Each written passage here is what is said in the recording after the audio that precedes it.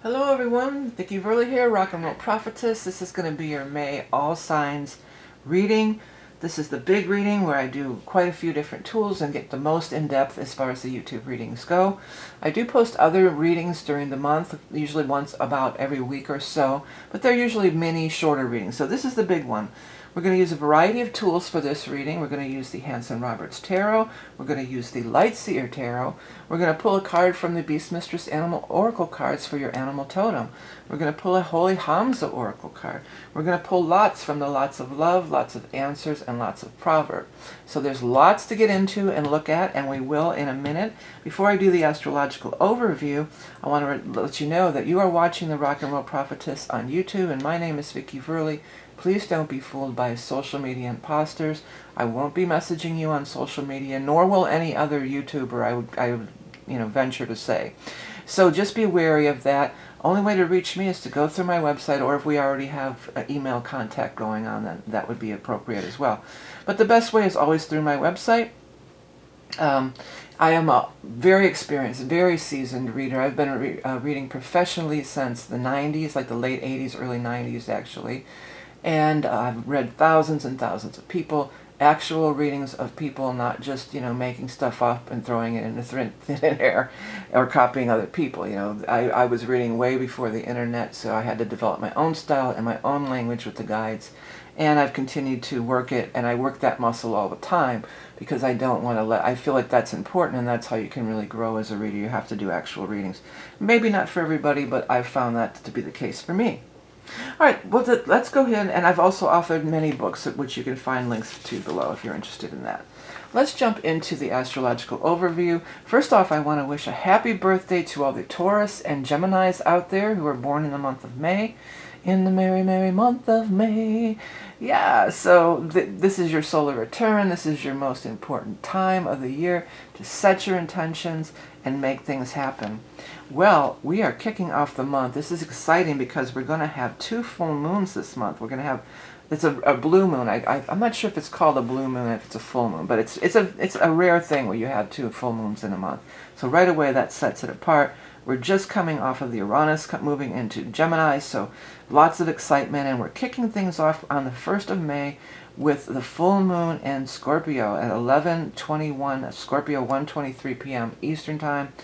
It's a culmination, it's an awareness, it's making things happen.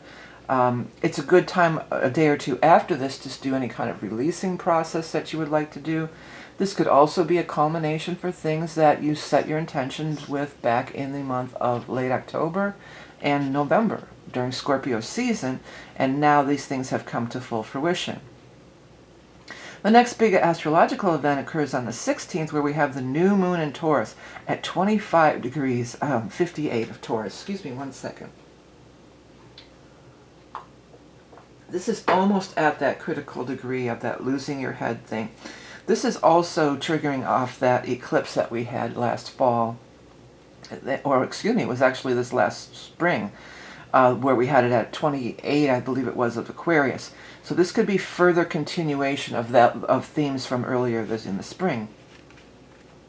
On the 20th, we've got the sun's going to move into Gemini, and it's going to join up with Uranus. So this is a once every 80-something year event when the sun joins with Uranus, and it's really going to be powerful, electric, my guides are saying, a lot of energy surrounding it, new beginnings. And then on the 31st, as I mentioned earlier, we have the second full moon, the full moon in Sagittarius, 9 Sag 56, so you might as well just say 10 degrees, 9:21 a.m. Eastern. So this is going to be things again from the back end of, it would be end of November into December, the things that you set in motion then could be culminating now. Again, a great time to release. It's a great time to get awareness, aha moments, and these types of things. The featured reading that I'm offering is the solstice readings. So these are these quarterly readings. I don't always do them every quarter. I rarely do the fall one, but I usually do the Aries ingress and then the solstice one. And this is a mid-year check-in as the astrological energy.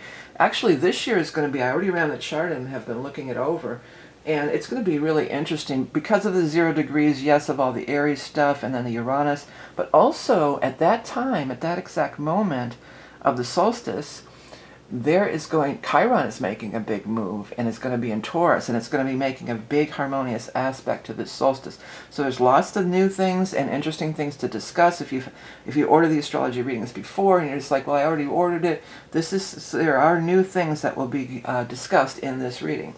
Also, if you like the weekly, I have weekly astrology, tarot and astrology over on my Patreon. And I also many have been inquiring about the Kentucky Derby picks for this month. If you're watching this very first week when I post it, yes, I am going to put the Kentucky Derby thing. I'll be filming that in a day or two. That will be out by the time this video comes out. I've picked winners many times. I've picked the top 3 win, place, and show many times. I've predicted. I picked the winner last year. Yeah, I picked the winner last year. I've predicted that the long shots would come in. I've predicted there would be upsets, or maybe horses would be eliminated, which happened twice already. So, you know, it's not necessarily I'll pick the number 1 horse, but I often pick the number 1, 2, 3, which will still get you money. And it could offer, if you're into it and you're interested in the horse racing and the Kentucky Derby, I do offer valuable insights. That's why this year I am putting it as a pay-per-view. In the past, I've tried doing the honor system, and like last year I picked the winner, and I think one person tipped me $5, and I made 38 cents or something off of the YouTube videos. So, you know, just to make it worth my time and effort, it's going to be over on Patreon for a pay-per-view, and there's a separate YouTube short that I will be posting. It should be up again by this video. So if you're interested in that, you can find the link below or by following the link in the YouTube short. Alright, now all that being said, let's go ahead and start to dive into our sign-by-sign reading. And as always, we're going to start with the sign of Aries. Let me move these decks out of the way. And we're going to start shuffling with the Hanson Roberts. Well, Aries, you know, we've got the Uranus in Gemini now, and all these planets are in your early sign. As Uranus is moving into Gemini, I mean, it was the end of April, but it's going to be making aspects to all the Aries stuff in your sign, you know, all the planets in the Aries energy, because they're all at this low degree. So it's going to be making actually a nice sextile. So this is energy you can work with. If you felt stuck and stagnant, you know, this is when things could really start moving forward for you. Let's see we're going to get 3 cards from the Hanson Roberts for our Aries friends. For May, we have the Emperor, followed by the Page of Pentacles, and finally the 3 of Wands. Okay, I have to move this down a minute. There's always a little adjustment for the Aries reading because you guys are first. I always have to make a few adjustments, but you get to go first, so that's the trade-off. Now we're going to get 3 cards from the Light Seer Tarot for Aries, Sun, Rising, Moon, or anybody who has prominent Aries in the chart. 2 of Wands, 6 of Wands, and 5 of Swords. Okay, let me get this arranged a little bit better. I'm going to pull these cards down a little, hopefully to help with some glare. There, I think that's a good display there, right? All right, well, here it is, Aries. You know what? There's a lot of good energy. I mean, you've got the 2 to 3 of Wands, things are progressing. The 6 of Wands, victory and triumph, money's coming. But this 5 of Swords can often be you feel stuck. You've been feeling stuck. You feel like you can't move forward. You feel like things are moving and not moving. And normally I don't read the Emperor that way, but when this card came out, this really struck me like the Emperor's. Like maybe some of you have been really dealing with somebody who is maybe your boss, or even like a government official. I'm picking up for somebody you're trying to get things approved, like codes for buildings. I forgot to leave room for the other cards. Let's move these over. Codes for buildings or something like that. And there's been frustration around it. Let's just put it that way. You've been dealing with the man here. You know, you've been having to deal with the man, and it may have been difficult or hard, but this is the month of the big breakthroughs here. We're going to see the big breakthroughs. Page of Pentacles, the money's going to come in, and the 3 of Wands, your ships are coming in. So where you've been stuck, or maybe some authority figure has been holding you up or holding you back, it might not even be an authority figure in the form of a person. It could be like a corporation or a government thing, or you know, I'm picking up for people that you're trying to get, like you need building permits or something like that. You need permission to move forward. And this has been a stumbling block for you. But now things are really going to start moving forward. I like that this Page of Pentacles, because we are in Taurus season, but really what struck me about it, could absolutely be somewhere around the time of, on or around this time frame of the new moon in Taurus on the 16th. So that could really be a powerful time frame. And we have the 6 down here. You've got the 2 going to the 3 of the same suit. So this is seeing the vision, visioning what you want, and it's actually manifesting in the physical world. Also, the Emperor is very much manifesting in the physical world. This is a physical world person, entity, whatever it might be. The 6 of Wands says the spotlight's on you, you're shining, you're victorious. Whatever this holdup was, you're not swimming in that energy anymore. You're moving up to the next step. You're moving up to, you're progressing. You're getting the triumph, the victory, the breakthrough. Breakthrough moment is what my guides want me to say. I had another light up here. I'm going to move it out of the way. And I'm going to move my holy HAMSA thing over here. There we go. Okay. So let's go ahead. Well, let's do the animal totem first. Let's get your animal totem. This is for Aries, sun, rising, moon, of course, as we always say. Anybody who has prominent Aries in their chart. Let's see what we get here. Do a loose shuffle. I've got the ladybug. Oh, well, I don't know if they're ladybugs or those other Japanese beetles, but there was a couple of them. They were in my bathroom. They were in the shower somehow. I just had to dispose of them. But ladybug is really, or ladybug, ladybird, that's the other one. People sometimes call it ladybird. It's very lucky, okay? Lucky lady of the garden, harbinger of joy and happiness. Rid my life of obstacles that are destructive to my divine right to flourish. Yeah, and that corresponds with the cards big time, because these obstacles are being removed, and so therefore you will be in the energy of flourishing, you know. All right, let's go ahead and get your Holy HAMSA deck. By the way, this is a deck that I created, and Holy HAMSA is also a deck I created. So if you'd like to work with it, or you want to support indie deck creators, you can find links in the show notes or description box for more information. Let's get a Holy HAMSA for Aries, Sun, Rising, Moon. We've got sound. Okay, this is, if you want to pause the video and take a minute to dive into some of the background words and anything that stands out to you, you know, that could be a personal message for you if there's something that stands out to you. Okay, let's go ahead and see sound. It's card number 19. The keywords are vibes, resonance, acoustics. We are all immersed in a sonic field of energy. Sound has the ability to soothe a baby to sleep or break a glass. There is a field of frequency surrounding us all. Tend to your own field and your own sacred space. Create resonance of peace and solace so that your divine manifestation may flourish. You may be in need of a sound bath emergent experience, whether a ceremony performed by a practitioner or something more personal in your own living space. Drums, chimes, singing bowls, all may be conduits for raising vibratory frequencies of your surroundings. Yeah. So yeah, some sound healing, that can be good for many Aries. Let's go ahead and jump over and get our runes. I said runes, but it's actually lots. But they're kind of like a runes. We're going to start with the lots of love, which may or may not pertain to love, for Aries, Sun, Rising, Moon. Hate. It's a bitter line between love and hate.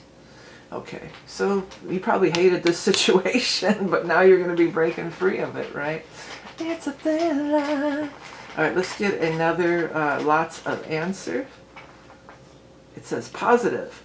Yes, so it's positive means a yes, but also this just, the way it lines up with this, it just feels like it's talking about positive vibes, you know, positive vibes all around. It's a bitter line between love and hate. All right, let's get the lots of proverbs for Aries, Sun, Rising, Moon.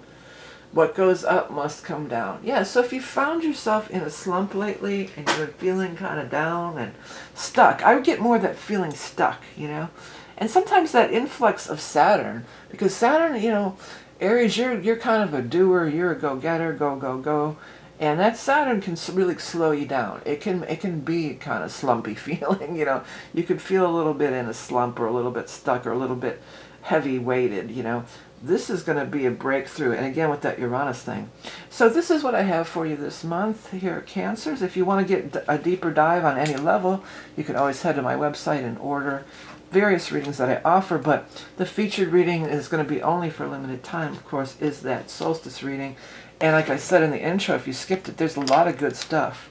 And it's going to, we have Chiron and Taurus then, so we'll talk about that. But also, the Aries, this is going to make a square to all that low degrees of Aries, the Saturn and the Neptune in your sign. So here's your sign of Aries. Where are you? Here you are. This is a square. The solstice is a square. The first one, the Aries ingress, or the equinox, is in your sign. Now we've gone a fourth of the way. So it's a square. So there will be aspects made, to all your planets in Aries, and other things too. When we dive into the chart, there's always other things. Because just because you're in Aries, sun, sign, rising, or moon, you don't have all your planets in Aries. Your Venus, you have, your planets are everywhere. So that's the benefit of getting a personal reading, especially these astrology readings, which I don't always offer. This very well may be the last astrology reading of the year. I'm not sure if I'm going to do the eclipse ones in the fall or not, but it probably, there isn't going to be one coming up anytime soon. So if you like more of the psychic astrology, head over to my website, check it out. Without further ado, next let's go ahead and move on to, let's get my piles going here too. Next we're going to take a look at the sign of Taurus. Well, happy birthday, Taurus. Happy birthday to ya. Yeah, happy birthday. This is your solar return time. And this is the time to set your intentions for the upcoming year. Because January 1st is not the new year for most people, unless you were born around that time. Your solar return, this is your astrological new year. And even if you're Taurus rising, it also is very relevant because it's when the sun goes over your ascendant, and that starts a new cycle too. Also on the 16th, we're going to have that new moon in Taurus. It's a new moon in your sign. You get one new moon and one full moon every year. So this is that time frame when you're going to have that new moon in your sign. So it's big time setting your intentions, creating your reality for the upcoming year. Let's do 3 cards for our Taurus friends. Sun, rising, moon. We have King of Rods, followed by Page of Pentacles in that same position. Aries had him in the same position. Came out on the cut, and I shuffled. And then Ace of Pentacles. Nice. Happy birthday to you. All right, let's get 3 more cards from the other deck, the Light Seer Tarot. This is for a Taurus, Sun, rising, moon. I have to keep remembering to put those down a little bit so you don't have the glare. There we go. This top card wanted to come out by itself. That doesn't happen very often. Hangman, Ace of Wands, and Strength. Okay. Well, we've got some strength card is sometimes I use strength for you sometimes. I definitely feel like the strength card can be described describes you in some sense of the word, because it's very grounded. It's very it's about having patience, and nobody has more patience than Taurus, I would say. You're very patient. You're willing to wait it out. You're willing to see the developments and the things come to fruition. I've got a King of Rods here. Now, there's no gender in these readings, so it could be anybody, but it'd probably be a fire sign person. So the fire sign person would be the Leo, the Aries, or the Sagittarius. And there's actually a couple of references to Leo here, because she's like half lion, and there's a lion in the traditional tarot of strength. And then we have the lion depicted up here in the top corner of the King of Rods. Or maybe there's some lion energy you want to look into, as far as an animal totem too. But we might, this is traditionally is going to be, for the upcoming month, but whatever's manifesting now, because after all, you do have 2 aces, so you're manifesting something new. So it could be around your birthday, could be around this Taurus new moon. The seeds that you're planting, this is what the Ace of Wands is, and this is a new beginning in money. It may not manifest till we get into Leo season, which is going to be end of July and into August. And this year, it's going to be big too, because Jupiter's moving into Leo. So you're starting it now, but maybe you're not going to see the full, juice or results of it until we get maybe a little further down into Leo season. Another reason that I would say that is because we have the Hangman here. And often the hangman is, there's going to be a time of waiting. It's really more about pausing, reflecting, getting those information and downloads. And I want to tie, it is tied more closely to the Ace of Wands here. So it could be, before you plant the seeds, maybe even talk to this King of Rods. Maybe this King of Rods has information for you, because kings are further along on their journey and in their path. So they may have information, just more experience, and they may be able to help you. But, just do your research, basically, and then you might want to plant those seeds. This Taurus new moon would be a fantastic time to plant any kind of seeds. And it looks like my guides are saying there would be a return on your investment with the Page of Pentacles. The Page of Pentacles is bringing forward that news about money. All the young dudes carry the news. They're bringing the money. It feels like the bringing of the money is tied with the King of Fire here, or the King of Rods. So again, this could be the person. The King of Rods doesn't pull any punches. Even though they're a king and they're a little bit more settled down, they are a go-getter. It's like, okay, you've been waiting around the king, or maybe you've been waiting around not sure which way to go. And then the King of Rods comes up and says, well, here's the plan. And then we're going to hit the ground running, But it looks like things are really moving in your direction, and new financial opportunities are for sure opening up. Although I will tell you that the Ace of Wands isn't necessarily tied only to financials, but when it pairs up with the Page of Pentacles, it often could be. But it could be otherwise too. It could be any kind of seeds you want to plant. This Taurus new moon, this is the time to do it. All right, let's go ahead. I was pulling lots before we finished the rest of the cards. Oh, sorry. I was really jumping into those lots. Okay, let's get our animal totem for our Taurus, Sun, Rising, Moon, or anybody who has prominent Taurus or relates to the Taurus energy. Okay, Taurus, Sun, Rising, Moon. What do we got here? The Dolphin. Dolphin is very high vibe and energy. It's very Aquarian, And, Uranus has just left your sign after being there for about 8 years. So here's the thing. This could be, I was noticing my nails are a little dirty. I've been doing some gardening, sorry. This could be the result of the last 8 years when you were having under the influence of the Uranian energy. And so sometimes that could be a lot, and I feel like it was a lot for many Taurians, right? So now that's gotten out of your sign, you're getting grounded back in the earth, and you're going to be implementing the higher vibrations, or what you learned from that, or what you connected with during that time. Now you're in a position to actually, boots on the ground, my guides are saying. Here's another thing. The Page of Pentacles could be a representation of you as a child, And this could be some kind of childhood dream that you even had that could be coming around. You might have been waiting a long time, maybe 12 years or longer. Or maybe it was when you were 12 years old, because that 12 grabbed my attention right away. And it's tiny. See how tiny it is? You can barely see it, but it really is. See, that's how I read the cards psychically. Things will pop off the page, at me. Allow that to happen, too, while you're watching the video. See, different things pop at you. Okay, Dolphin. Optimist, clairaudient, spirit guide, starseed. Joyous interactions of fun and play, sexuality. Caring for those less fortunate. Embracing personal freedom, respecting others' choices. Yeah, personal freedom. And the Dolphin is connected to this. So it does feel like there will be this new influx of money, or these new seeds that you're planting is going to correspond with personal freedom. It does feel that way.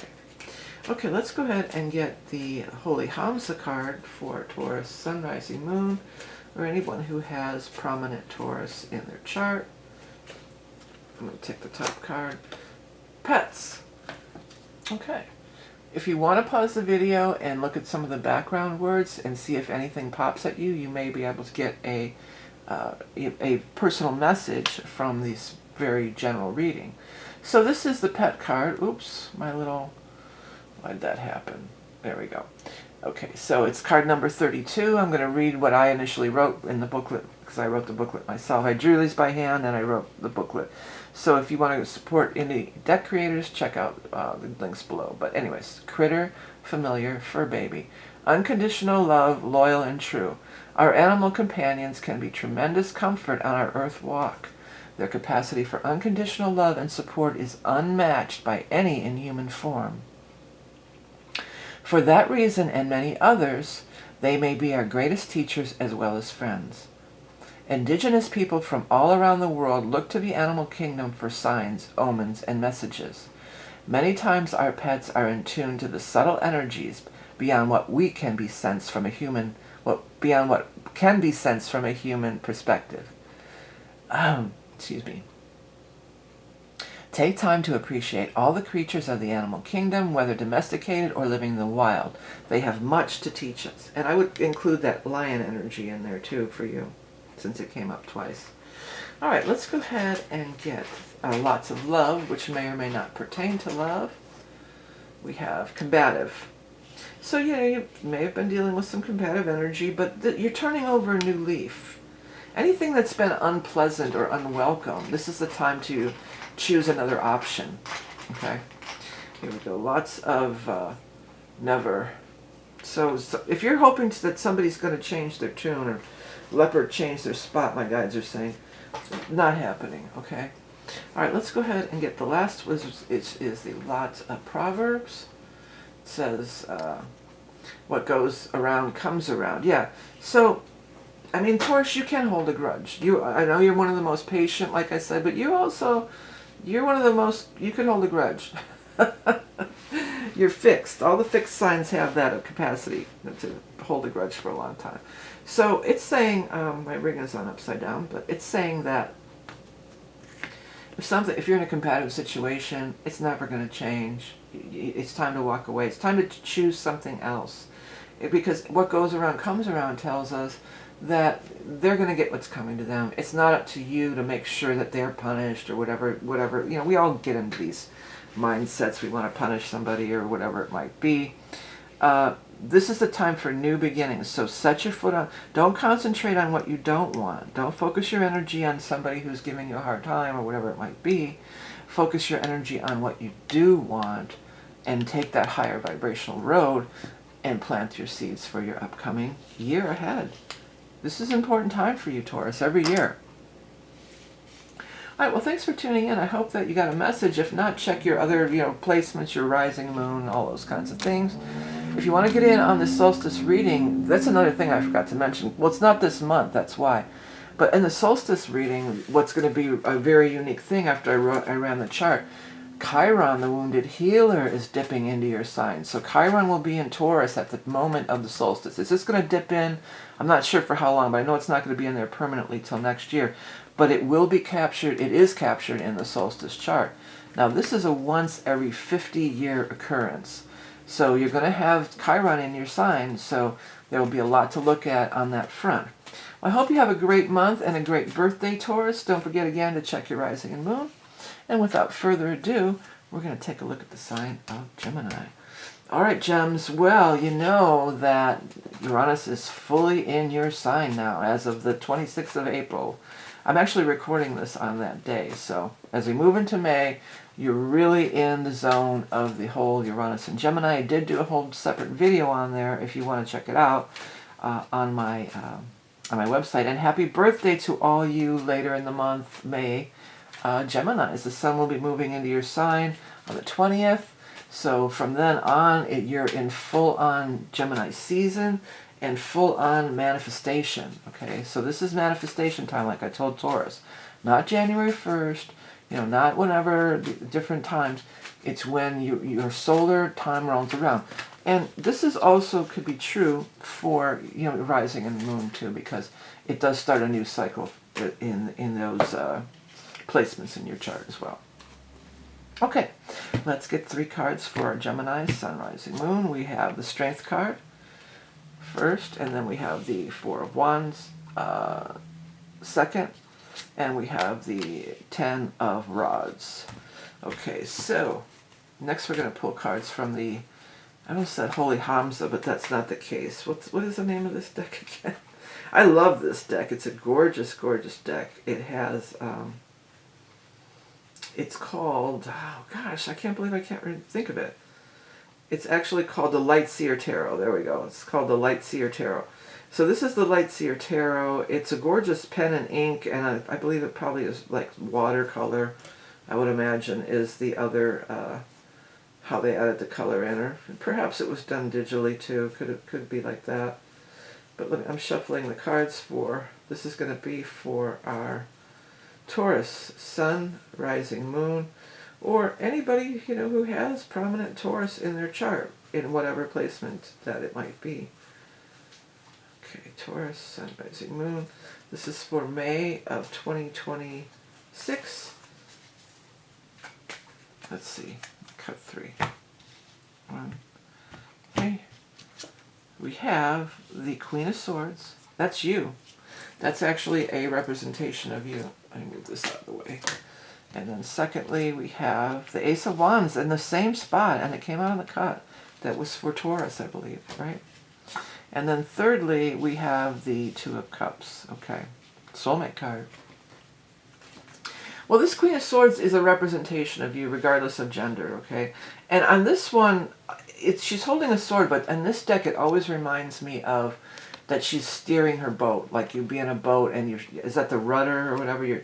She's holding the rudder, and the wind is blowing these, you know, the flags, you know. So the wind, you've got the wind at your back. That's what I was trying to say. You've got the wind at your back, and so that means that, you know, momentum. There's momentum to carry you forward towards whatever you're looking out of. You have a clear road over there. For some of you, if there's been a recent, or there might be, let me pull these down just a little bit more, even get some of that glare out of here.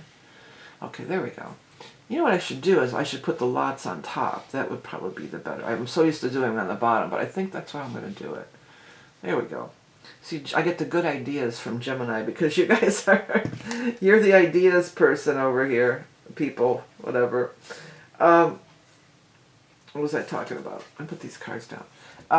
Oh yeah, some of you, there could totally be some romance happening this month, or this year, even with the head, you know, year ahead thing happening. Ace of Wands. So that's planting your seeds, which I totally talked about right at the beginning. This is the time to plant your seeds as we move into your season after the 20th. But Ace of Wands can also be like a spark, like a sexual attraction, or you know, something or somebody that you just have that little bit of spark, and then it progresses because it goes from the Ace to the 2. Now the Ace and 2 are different signs or different suits. It's Wands and Cups, but it's still numerically progressing, right? So we've got the Ace, something that's just sparking. There's a spark, a flame, and it turns into the Two of Cups. Some kind of magic happens. Two of Cups is a soulmate card. I think for many this could be some kind of romantic thing.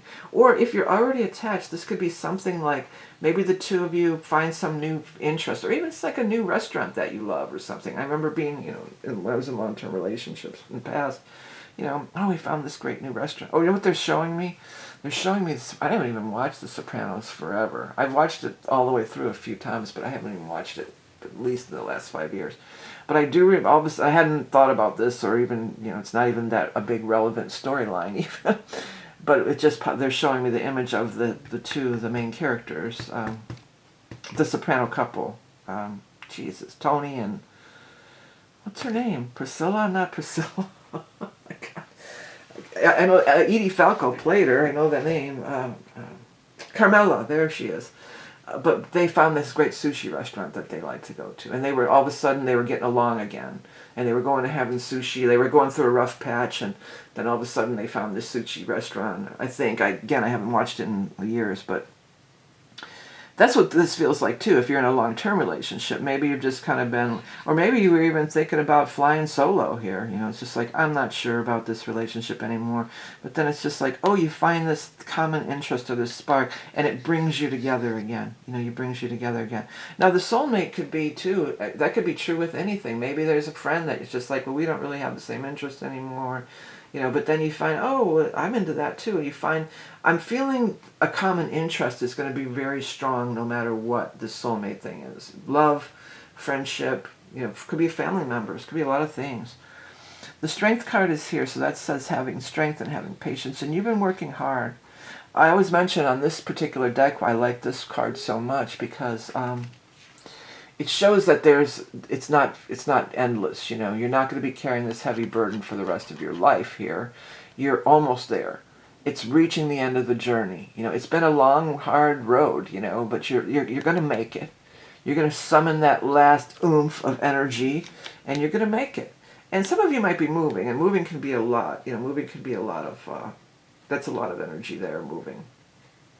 But it's something that you've been kind of waiting for, and then all of a sudden, it's been a hard road to carry, and then all of a sudden things are happening.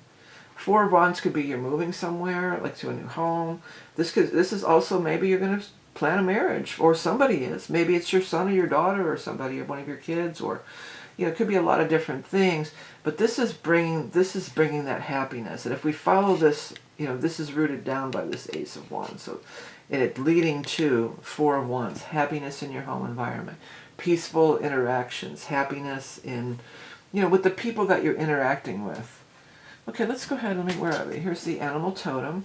Let's get our animal totem for Gemini, Sun, Rising, Moon. Of course, too, with that Uranus going into your sign, whatever this load is that you've been carrying, it could just, Uranus could just take care of it, boom, just like that. All right, let's go ahead and get the animal totem for our Gemini friends. If I said Taurus, just ignore it. Always, whatever's displayed here is what we're talking about. So I may have said Taurus, but I know we're reading Gemini. Okay, Gemini, Sun, Rising, Moon. Hawk. Yeah, Hawk is also things, zooming in on your energy and things moving really quickly. Perched high above, you peer down on the world below. Zero in on your target, then act swiftly with a mighty force. You have the ability to soar to vast heights. Yeah. So whatever maybe you're going to move and you find that house, you find that apartment, you better get on it quick. Because it might be, somebody else could drag it, It's funny, I was going to say drag it away. What a weird thing to say. I don't know where that came from. Or drag you down, maybe. But anyways, don't let it get you down. Let's go ahead and get your Holy HAMSA for Gemini Sun, Rising Moon. Anybody who has prominent Gemini in their charts. What's coming up for Gemini? I guess I'll take the top card. Riddle me this, Batman. Okay, this is card 24. If you want to pause, this is my indie deck that I've created. If you want to pause the video and zoom in and look at some of the background words that are in the background, you may get a message. There could be something that pops out at you where you would get a message. Okay, it's card number 24, and it says secret, unknown, mystery. Life is a mystery waiting to be unraveled. There are times when answers are unknowable. Just as we drink the drink of forgetfulness as we enter into our earthly incarnation, sometimes the not knowing is what makes life interesting. Perhaps there is a mystery right around the corner, a riddle to be solved, or a mysterious stranger could enter your life. Ooh, you Gemini. Whatever the case, embrace the mystery in life and enjoy the ride. In some cases, not knowing might be your spirit guide's way of protecting you from something that will bring you down or deter you from your true soul's path. Well, that's interesting. All right, let me go ahead and jump over the runes. I keep calling them runes. They're kind of like runes. They're lots. I actually wanted these to be runes, but I wasn't able to find a manufacturer, so I did lots instead. Sorry if you can hear my dog in there. He's scratching. That's what that is. I gotta go. His leg is thumping. I don't know if you could hear him. I've got him locked out of the room, but he's right on the other side of the door. Okay, let's see. But this is not about Rocco the Rock Dog. This is about Gemini, the Sun, Rising, Moon. It says devoted. It says devoted, but you know what? When I pulled it out, I thought it said beloved. So it could be both of those. Devoted and beloved. I think some of you, your relationship is really going to come to the forefront. Another thing I didn't think of, but on the 31st we have a full moon in Sag, and that could be, that's in your opposite sign, so that's, your partnership. Okay, let's go ahead and get the next one. It says Shirley. Again, what I've been saying lately, sometimes it says Shirley meaning yes, for sure, surely, But what I've been saying lately, and if you know somebody named Shirley, maybe this could have something to do with them. Spelled S-H-I-R-L-E-Y. That kind of Shirley. Okay, finally, lots of proverb. If you love something, set it free. Okay, well, take that as it resonates. But overall, this is going to be your reading for the month of May. Again, happy birthday to all the May-born Geminis. If you'd like to get in on the solstice reading, there's a lot of, we will definitely talk about, you know, the Uranus in your sign, as well as the solstice itself. We'll be aspecting that. And what's interesting is Chiron, as new development, Chiron will be at a 0 degree also. So there's all these 0 degrees, and one of them is in your sign, that all are going to be aspecting the actual solstice point. It's the mid-year update reading if you're interested. If you enjoy the horse racing thing, it is over on Patreon for the Kentucky Derby. For anything else, just head over to my website. Next, we're going to take a look at the sign of Cancer. Hello, Cancer friends. Thank you so much for joining me for your May of 2026 Psychic Tarot reading. I'm going to pull 3 cards from the Hanson Roberts. We have the Knight of Pentacles, the Two of Cups, the Soulmate card, and the Page of Rods. Fire. Fire! Alright, let's get 3 more cards from the Light Seer Tarot for Cancer, Sun, Rising, Moon, anybody who has prominent, I almost said prominent tarot, prominent Cancer in their chart. Get this off screen. Okay, 3 cards for Cancer. So what do we have? Light Seer Tarot. Tell us. Tell it like it is. Oh no.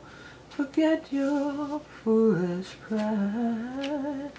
Oh, we got the Knight to the King of Pentacles. So there's growth happening. You know, the minute I saw this, because I am offering the Cancer, the solstice reading, which is the Cancer Ingress, which I offer every year. It's a mid-year update, but it's when the sun moves into your sign. So, you know, it definitely is apropos to you. But what I discovered when I ran the chart for it is that Chiron is going to be in Taurus at that time. So there is going to be a big, strong aspect between Cancer and Taurus, water and earth. And you've got this earth energy showing up here with this Soulmate card. It feels strong that there's some connection to that for many of you Cancerians. Now, for whoever, now there's no gender in this necessarily because we're reading for so many people. So this is an earth sign person, which would be a Taurus, a Capricorn, or a Virgo. Could also be maybe this new moon in Taurus on the 16th or Taurus season prior to the 20th. But this person's a soulmate. Here's your soulmate card, okay? This person is a soulmate. And here's what I want to say. For some, the first thing I want to say is they've grown. So maybe you knew them when they were younger and now they're older. And it doesn't even have to be a lot about age and older in years, these types of things. They're more mature. They're more experienced. They've grown. That's really just what I want to say. But they've moved from the Knight to the King. Now, in other instances, this could also be, if this is a long-term relationship, it could say that it will be very long-term. That you'll meet them when they're of a certain, you both are, or whoever's, you know, a certain age. And then this could be like 20, 30 years later, they're still in your life. So there could be long-term things setting up. You have Jupiter in your sign for a couple more months here, so you're going to have that beautiful blessings, and I feel like that is also connected to this card. They've got this Page of Fire, news coming in the time of fire. Well, we are having on the 31st a full moon in Sagittarius, and that is a fire sign. So that could be corresponding to something that happens towards the end of the month as we get into this time frame where we have that Sagittarius full moon. For some of you, it's a long-lost love or something, because 5 of Cups is something from the past that didn't work out, but now it's coming back around, and you're realizing it's good. So this could be some past connection, and again, if that's the case, I want to say they've changed and they've grown. But also, this could be a money opportunity or something like that, because we have that 9 of Pentacles there. The 9 of Pentacles is financial security, abundance. Often this could be having your own business or doing something in an entrepreneurial nature, but it is financial success, abundance, these types of things. this could be tied to that, something that you gave up on, but now it's going to start flourishing again. The Knight of Pentacles could be too, maybe not any kind of a personal relationship at all, because the Knight of Pentacles, they bring the coin. So maybe this is you try to get a job, or you try to get I want to say an affiliate, something with an affiliation for some people. And this person could be the person, their soulmate, yes, because they're giving you this opportunity. You know, sometimes our soulmates are here today, gone tomorrow. They're not necessarily our long-term mates all the time. You know, it could be somebody who hires you for a job, gives you a recommendation, approves you for the loan. But for many it will be romantic. But otherwise, there is this Nine of Pentacles down here showing as the, you know, the financial abundance. The wings on here are really grabbing my attention. That's why I was kind of stumbling, because that just really grabbed my attention. You know, and I'm not even sure what kind of bird that is. Where's my magnifying glass? I'm starting seeds, so I've been using my magnifying glass to look at the seeds. Is that a, well, I don't know. For some reason I felt like it was an owl, but it does not look like an owl. I don't know what it is. Maybe a hawk or a raptor or something. You guys could take a look if you want. But boy, did that bird, more so not even the bird as much as the wings. So I want to say, like, you're going to fly, you're going to soar, you're going to take flight. Maybe some of you, this is has to do with the actual, you know, airline industry. Or somebody's going to be a pilot, or, you know, something along those lines. Or actually flying, you know, so it'd be like that. Or for some people, somebody's going to enter some kind of a kite flying contest, or kite flying expose. That's what they're saying. Is there such a thing? I mean, I used to love flying kites. That was something my dad did with me. He always had the fishing. He hooked us up with a fishing line, you know, and rigged it so with fishing wire so it could really go high, and then we could reel it back in easier too. But let me just see. I'm just going to look that up, because that's such a random thing to say. Kite flying expose. Kite flying is a popular general safe, and it doesn't say.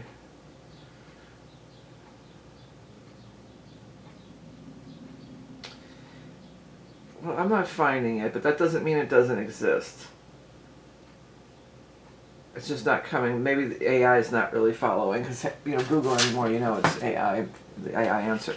But that came through for somebody out there. Hey, maybe you'll go to the kite flying expose and you'll meet the soulmate for some. If there's something like that, an event coming to your town, maybe you should attend. Okay, let's go ahead and get the animal totem for Cancer, Sun, Rising, Moon. But soulmate energy and financial success, so what more could you ask for? All right, let's see here. Animal totem for Cancer, Sun, Rising. I always forget to shuffle on camera. Somebody complained about that. Oh, rabbit. Well, rabbit is very much abundance, okay? Sensitive, artistic, clever, nimble, outsmarting adversaries by staying one step ahead, taking colossal leaps and sprinting into the future. Heightened libido and procreation. Yeah, abundance. Hey, if you're trying to get pregnant, you could get pregnant, or somebody... Oh, the card flew out. I got it. Magic.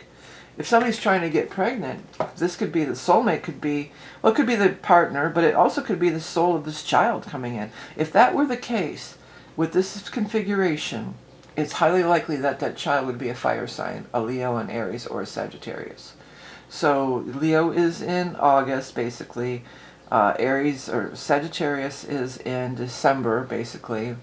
And then Aries is in April. So it might be during some of those time frames, you know, it could be. Oh, magic card just flipped right out too when I was trying to grab it. So this is, let me read it. If you want to take a look, if you want to pause the video and take a look at the background words, or even any of the images on any of the cards stand out to you, that's how you can really get that personal message. Okay, magic, the keywords are miracles, whimsical, and enchantment.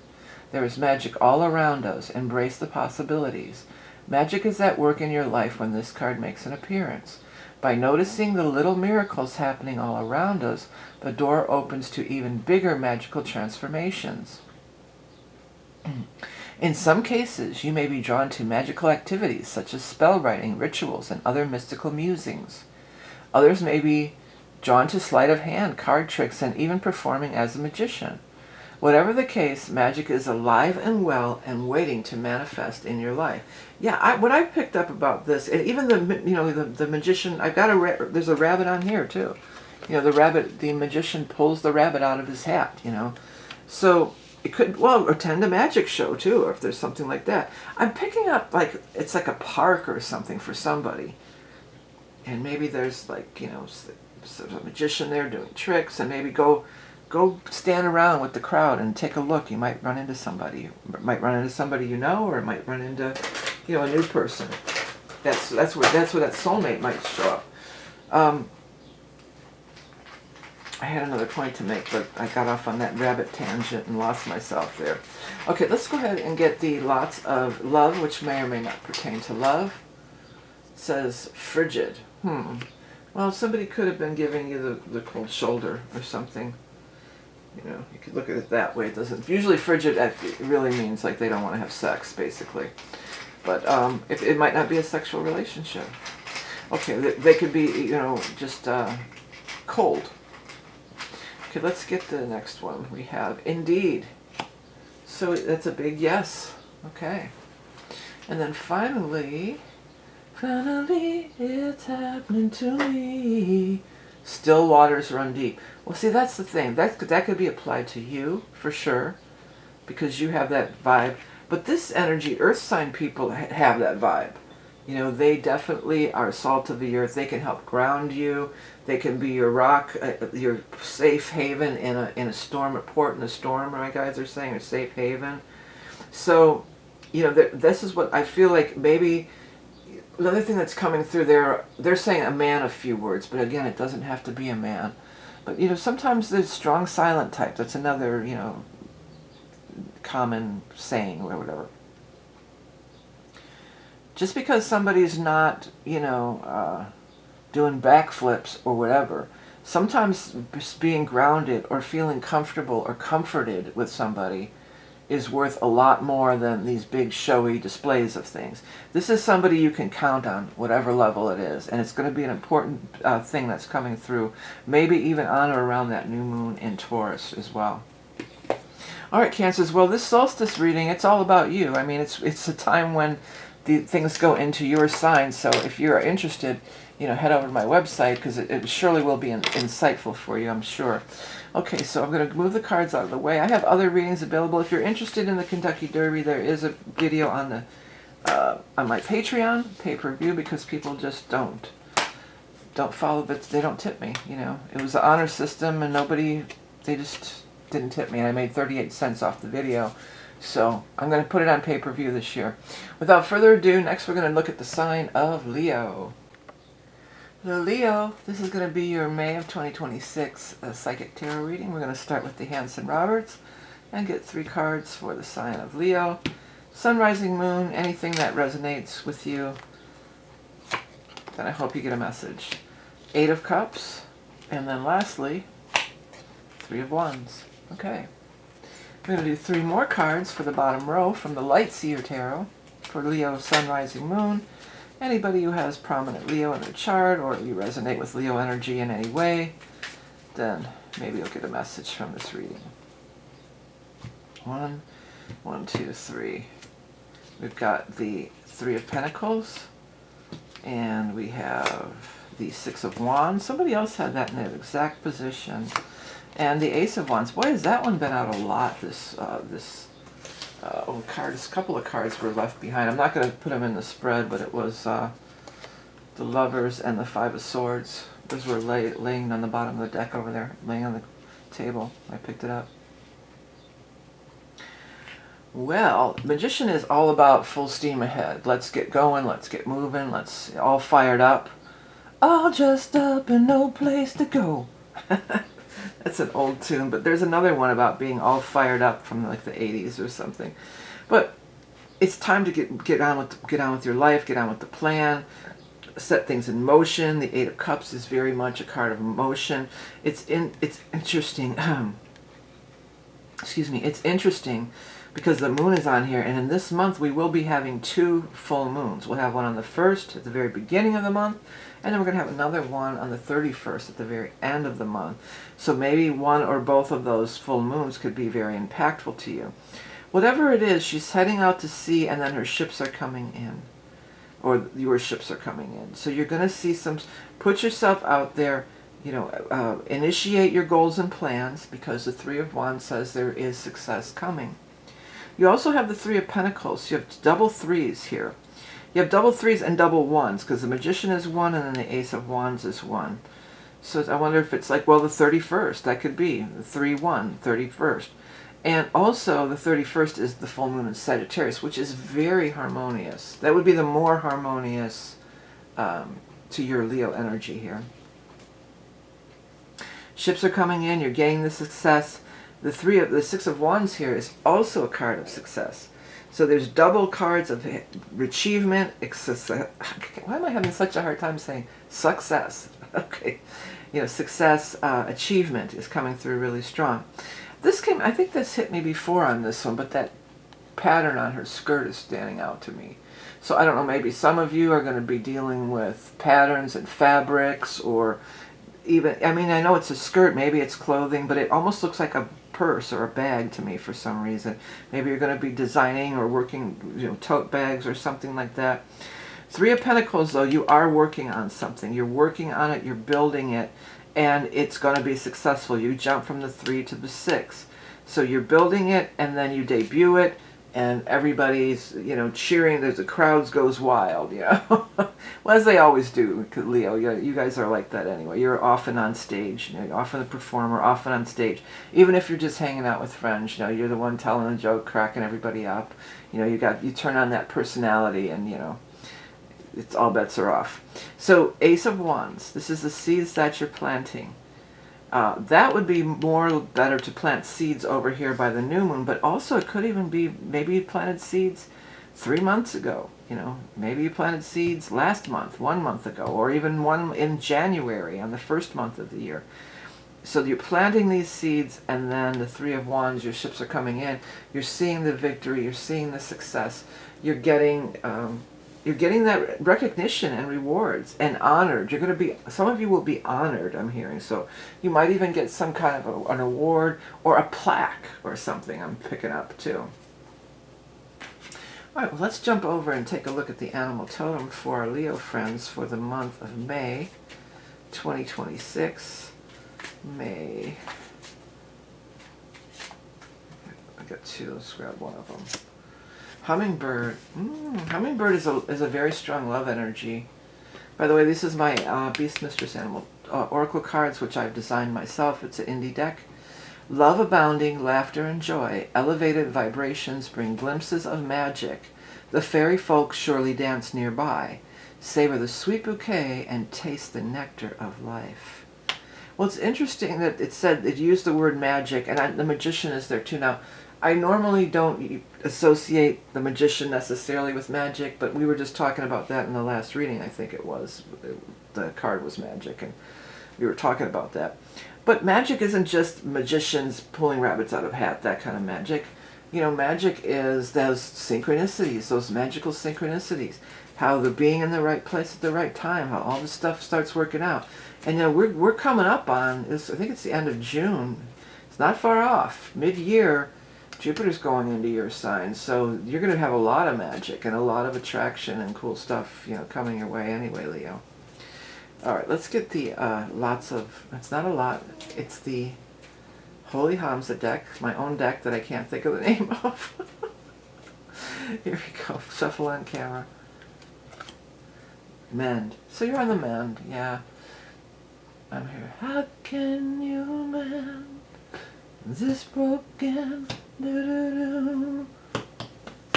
How can a loser never win? Please help me mend my broken heart and let me live again. I was a little bit off on that. But here we go, men. So, you know, you're mending. You know, Leos, you're not usually one to wallow in all that stuff, unless you've got a lot of Cancer in your chart. Usually Leos are really like, brush it off, move on, you know, try to look at the bright side. That's pretty much a lot of times your energy here. But let's see about this mend card we have. Forgive, reconcile, compromise. Lay down your sword, time to make peace. Your heart is healing and you are ready to move forward again. The mend card talks about mending fences, making peace with the past and moving on to greener pastures. Yeah, that goes along with this card. There are beautiful flowers blooming just on the other side of the here. So I was trying to show you and talk at the same time. Don't do that. See how the flowers, I did that on purpose. I put the flowers are just on the other side of this fence here. That's what I'm quoting here. There are beautiful flowers blooming just on the other side if you have the eyes to see them. And you do, Leo, like I said. If you had a falling out, it may be time to bury the hatchet. Whether it is you who extends the olive branch or the other party involved, reconciliation is definitely a possibility. Well, that sounds nice too. You know, with this hummingbird and this love energy too, it could be a getting back together thing. But, you know, take that with a grain of salt. It's not healthy to hold on to and wait for years and years for somebody to come back, you know.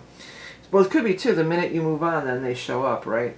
But it could also be mending your own wounds. It doesn't have to be with another person. Because the Magician, after all, is the very first card out. And they stand on their own. And this one on the stage here, Six of Wands, like you, on stage, they're standing on their own. So it could just be like your own inner healing stuff, too. Let's go ahead and get the lots of love, which may or may not pertain to love. It says real. So keeping it real, baby. And then next we're going to look at the lots of answer. It says seemingly, so that's a yes. And then finally we're going to pull the lots of proverb. Once bitten, twice shot. My, once bitten, twice shot, babe. Well, you know, maybe you were, because the men card shows up here, you know. But again, Leo, you're not one to sit and wallow normally. If you've been in a little bit of a funk, then I feel like this is the time frame when you're just going to be getting back up on your feet again with Magician and Ace of Wands too. Like you're ready to, you know, take the stage of your life, even if you're not a performer. You know, you're ready to put yourself out there, center stage. Here I am. You know, another thing about this depiction, I guess this wreath is on all the Six of Wands cards. Well, you know, the traditional decks and everything. But when I looked at it, it reminded me of the World, because the World card has that big, you know, green wreath in the background or surrounding the people. And even, you know, the woman in the middle of the, you know, it's similar. It's giving off a similar vibe as the World.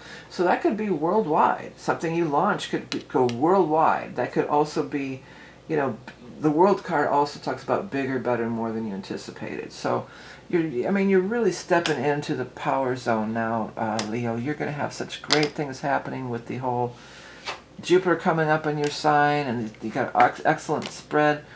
If you want to dive in further and look at that solstice reading, we'll dive into everything, because chances are you probably do have stuff in Cancer. I wouldn't be surprised. And we could talk a little bit about the Jupiter, because I extended a little for it. We will definitely talk about Jupiter going in, you know, as far as the transit and where it would hit. Because it's not only going to hit your Leo sun, it's probably going to hit your Mercury, your Venus, you know. Your personal planets, they all kind of stick to kind of closer together. So, interesting read if you're interested. People, about the Kentucky Derby, it's going to be a pay-per-view this year, so it'll be over on Patreon. It's already posted. If you're interested in that, you can check that out. Otherwise, I'll see you next time, and we're going to look at the sign of Virgo. Hello, Virgo. Let's get shuffling for your cards for the month of May for Virgo Sun, Rising, Moon. Anybody who has prominent placements in the sign of Virgo. Let's do 3 cards for Virgo Sun, Rising, Moon. We have Justice, the Sun, and the World. I was just talking about the World. And look at you, 3 major arcana right across the board there. Wow. So higher forces are definitely at work, and they're all good ones too. All right, let's get 3 more cards for our Virgo Sun, Rising, Moon, or anybody, cross watchers, or anybody who resonates with Virgo energy. Hope you get a message from this reading. Let's take a look. 3 cards for Virgo. 1, 2, 3. Got 6 of Swords. And the World twice. Double World. Look out, Virgo. And I was just talking about the World in the last, it wasn't in there, but I was talking about it, and then it comes up twice in the next reading. 4 of Pentacles. Well, I mean, you've got the World twice. We can't, that's got to be the main focus of this, right? I mean, the World, it just says that there's options open to, options galore, I'm hearing. It's also a big cycle of completion. It's like a graduation. You know, when I said that, a big cycle of completion and a graduation, because you are still going to be having, you've been having a couple eclipses in your sign, and that's going to be a continuing thing. Yeah, there's going to be some more eclipses. I don't know if it's this year.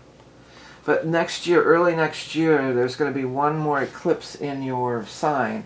And that's these eclipse cycles. Those are big wrapping up things. So let me look. I want to maybe even cycle back to when it was in your sign.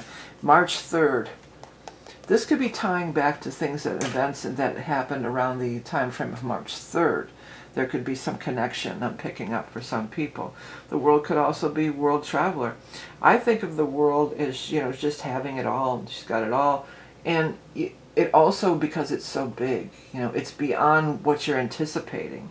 You have a certain amount, you know, everybody, we set out on this thing and we're going, well, this is what I'm doing. I hope that I can, you know, make this much money, or I hope I can work there till I retire. Or you have a set dream or hope or estimation. And Virgos, you do that big time. I mean, come on, you're so analytic, right? So you've got a plan and everything, but don't let your own plans and limitations even hold you back here with this 4 of Pentacles. Because this is a card of being like, okay, well, I only want to pay this much, or this is what I bargained for, or, you know, I'll be frank, you know, being a little bit on the cheap side, which, you know, Virgos, you can be like that. It's okay. Don't get mad. Frugal. You can be a little frugal, okay? And I'm not saying, you know, blow your whole life savings on some wacky idea. Of course not. But if something comes up and it's a sun, it sparks you. There's a spark. There's an interest. There's something. Wow, it could be good. For those of you that are looking maybe to where there's going to be a big sale, whether it be signing of contracts or even some kind of a lawsuit or a legal endowment, I'm hearing. Not only could you get it, you could get, like if it's an endowment, let's use that example. Not only would you get the endowment, but it might be more than you have. Okay, let's use a lawsuit first. So let's say it's some kind of a lawsuit and you're trying to get some money out of something. You could get more than you thought of or more than you anticipated here. You know, so there's that. But also, if it's like an endowment, it may help you in ways that you can't even see right now. Maybe getting that grant or that endowment and what you use it for, and you put it out into the world, that could be even bigger, better, more than you thought. 6 of Swords is also a card of moving on, but I feel like a pretty positive. Even though she's kind of looking down, it looks a little sad. I feel like whatever this justice thing is, it's going to allow you to move on. My guides just came through with, it may be bittersweet. So it may be bittersweet, but trust that whatever's coming forward, don't hold back and be like, oh, I'm not sure, or whatever this is. Whatever's coming forward, you know, the sun and the double world, I mean, wow, you don't see that. That's something you don't see every day. I mean, you have just a stupendous reading here, Virgo. Okay, let's go ahead and get your animal totem for Virgo sun, rising, moon. Shuffling on camera. I always forget to do that. Okay. The deer. Well, the deer is about being chill, gentle, you know, gentle, peaceful, sensitive soul. Loving persuasion realizes desires. Pay attention to your surroundings, ready to act in an instant. Quiet introspect reveals the answers you seek. Okay, so yeah, go with that flow, chill out, don't be stingy, trust the universe. Don't be stingy, but also, again, you don't want to just blow your life savings on some whim or something, you know. But I mean, Virgo, I don't think you would ever do that. I don't know. I've never known a Virgo that would do that anyway. Okay, let's go ahead and get your Holy HAMSA. Holy HAMSA.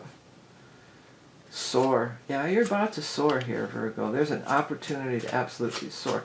See, when I said that, and then I looked over it here, because these birds are pulling the boat, but it's almost like they're pulling the boat downward, too. They're coming sort of down. This is going way high, way higher than that. You know, you're going to, beyond your expectations. That's another big theme that's coming through in this reading. Okay, it's card number 28, and if you want to pause the video and check out some of the writing in the background, you may get a personal message from it. All right, soar. The keywords are rise, triumph, transcend, ascending to new heights, leaving earthly concerns behind. Attune yourself to the subtle whispers of the wind. Do not fight against the stream. Instead, align yourself to the highest wave and allow the winds to carry you into the clear skies of tomorrow. Outside the stratospheres of the earth plane through the gateway of higher dimensional existence. When smaller birds are making a fuss and nipping at your tail feathers, your spirit calls you to fly above the chaos below. Leaving them in your dust, you soar to a higher realm of being beyond the chatter of daily life. The world can be that too, like out in the stratosphere. Especially, look how, I like the way this one is depicted. It's like it is out in the stratosphere or something, right? This card can be an omen of great success. You are rising higher than ever before, reaching new heights towards whatever you have been striving for. Yeah, so, I mean, you really have a fantastic reading, too. I forget, I think it might have even been the last one who had, maybe it was you, just you, but I was just telling somebody about how fantastic the reading is. Oh, yeah, it was you, double world, duh. I'm getting a little slap happy. I might have to break after you guys and then come back and finish the rest, but let's see here. Lots of love, which may or may not pertain to love. For Virgo, it says childish. Well, childish in the best possible way when you look at the Sun card there. You know, that's that childlike joy, not being the parent who says, no, we can't go to the ice cream store, we got to save our money. Just, you know, the little bit of splurge even, I want to tell you guys, okay? But you have that childlike happiness, joy, and everything. Okay, let's get the... says definitely for the lots of answers. And then finally, we're going to do the lots of, I almost said lot of spirit. That is an astrological calculation. Hold on, let me grab this lot of proverb. Be careful what you wish for. Well, I think you need to be a little bit more open. Not so much in Four of Pentacles, or a little bit more in the Sun, but the part of spirit, that is a thing in astrology. That's not the same as the part of fortune. I don't think so. Mine happen to be really close together. That's why I sometimes think it's the same thing. They're both in Scorpio. Let me see here. Or actually, my part of fortune's in Libra, late Libra. Part of spirit in astrology. I want to look this up. The part of spirit, or lot of spirit. Interesting, I'm pulling lots too, right? I forgot that those go by that... stupid AI thing keeps popping up. Lot of spirit in astrology versus part of fortune. Lot of fortune.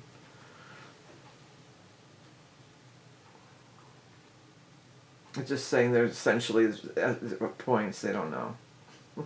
There's formulas to it though. So they are different, yeah. And there's formulas. See, they were showing me lot of fortune is the ascendant plus the moon minus the sun. You know, but you don't have to worry about doing the formula. You can just, the astrology thing will just figure it out for you. Okay, a lot of fortune. Okay, here's a Reddit, a spirit versus fortune. I feel like I need to look this up a little bit better. Okay.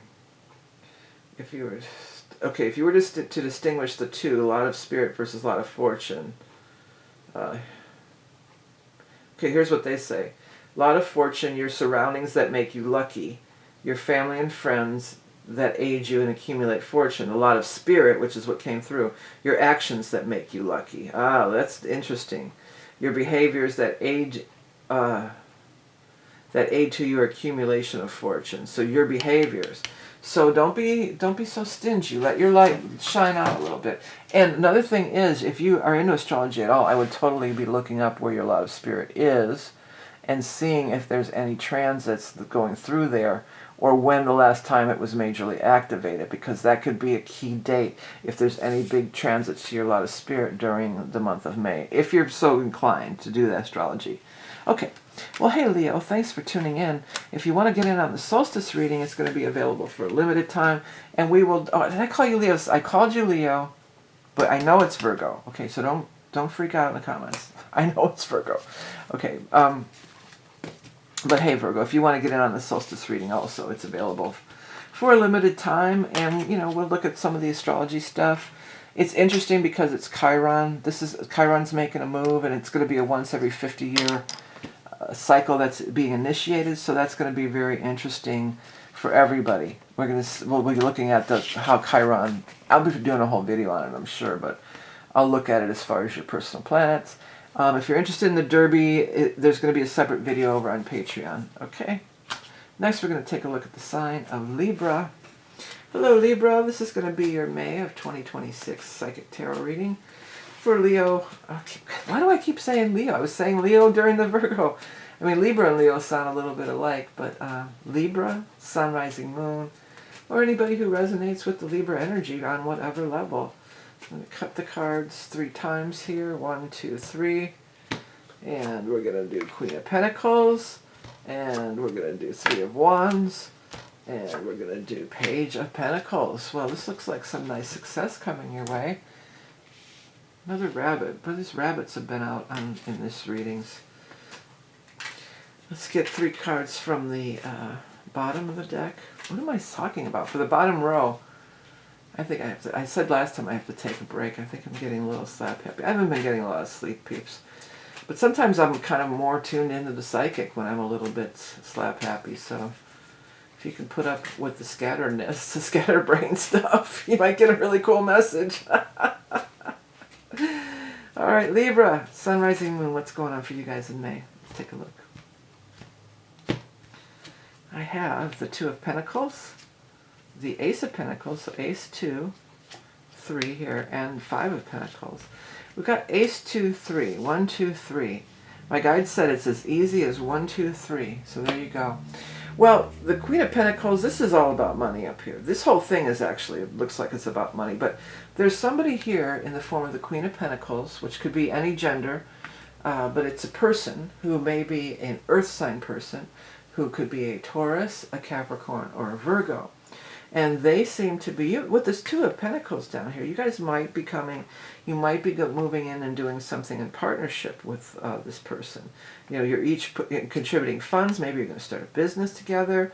Maybe some kind of, my guys are saying something about capitalist venture capital. That's what they want me to say, venture capital. And it sure looks like it's going to be this person. Venture capital is like seed money, is it not? Let me double check on that. Is that what it means? Or like an investor? Let me look that up. Venture capital definition. A form of private equity financing by investors. Yeah, startup or the seed money. Yeah, exactly what I thought it was. So this person could be that. They could be Ace of Pentacles. They could be financing your project or putting up the seed. I keep wanting to say seed money. So maybe that's how it's going to be referred in your talking or your negotiations or something like that. But yeah, it's going to be very successful, whatever you're starting. News coming, we've got this double earth energy. So we're in Taurus season all the way up till the 20th, but also on the 16th, there is going to be that new moon in Taurus. That could be around the time frame when you get the news about this, or you see this thing come to fruition, or whatever the case may be. For others, it might be like you've been juggling money, but you're going to get more on stable ground. But I really feel like it's 2 people, you working with somebody else. There may have been, it looks like it could be some time frames where you've been kind of stuck on this. It may be like it has been an impasse that you could not get through. And then all of a sudden, doors are opening, my guides are saying. Doors are opening, and money is showing up, and it's leading to big-time success. Because you've really got something there, Libra. That's what I want to tell you. You've really got something. Whatever it is, your idea or whatever you're looking for help with here, it's viable. The 3 of Pentacles, the 3 of Wands shows us that. It's viable. And this person sees that too, and sees that in you as well.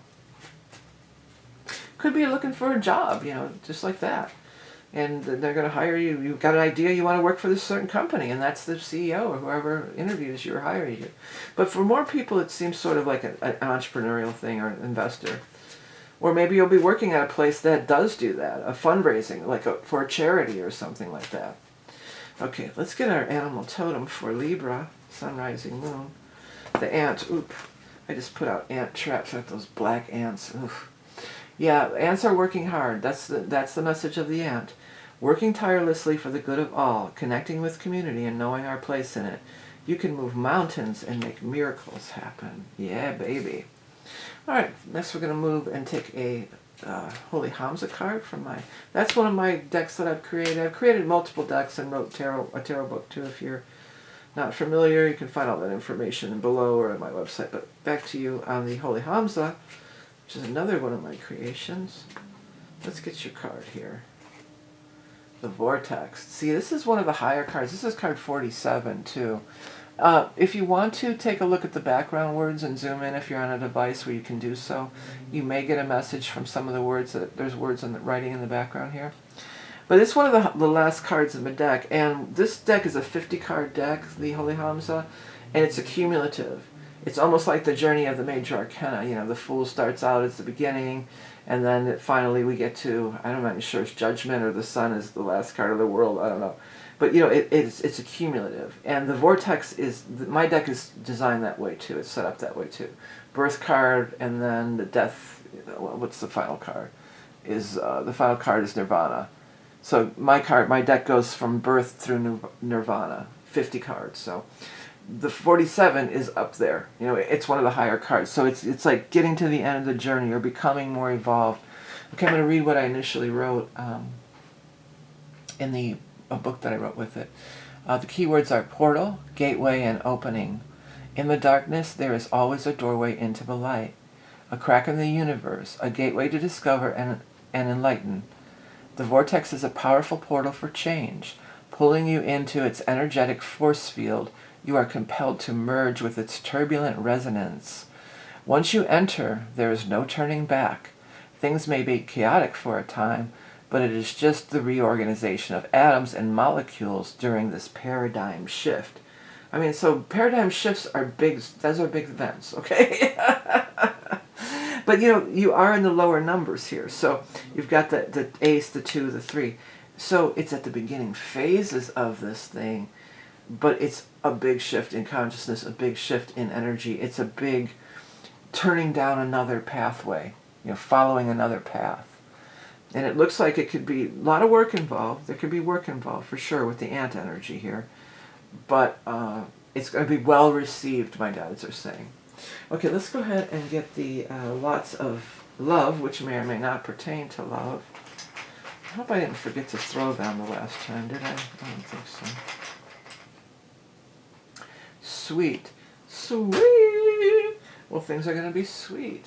You're so sweet. And innocent. But you're just oh, too good for me. Yeah.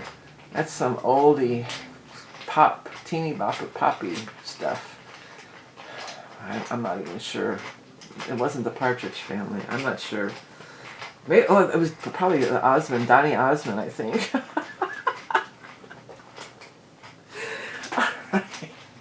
If you're new here, yeah, my guides come through with songs all the time.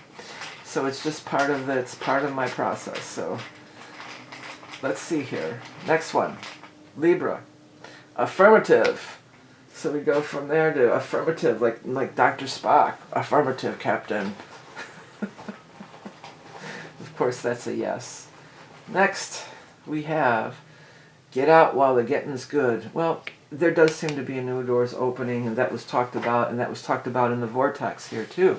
And it shows, you know, there's keys, doorways, windows, all these things that are opening up.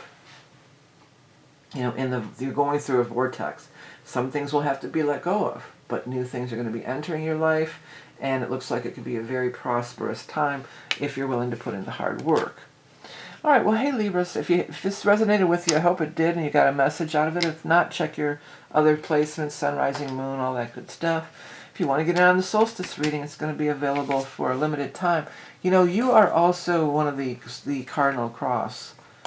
So the solstice, the ingresses and all that, this when the sun enters into a cardinal sign, okay? And you are one of the cardinal signs. So when it enters into it, you will feel it. You know, it's a square, it's a cross. So the cardinal signs always feel those ingresses even stronger. It'll be available for a limited time if you're interested. If you're looking for the Derby horses, that's going to be on a pay-per-view this year over on Patreon. And I hope you have a great month. And next we're going to take a look at the sign of Scorpio. Well, Scorps, you know, we're kicking off the month with the full moon in your sign. So you're the leader. You're the leader of the, what am I hearing? He is the leader of the band. Do, do, do, do, do, do, do.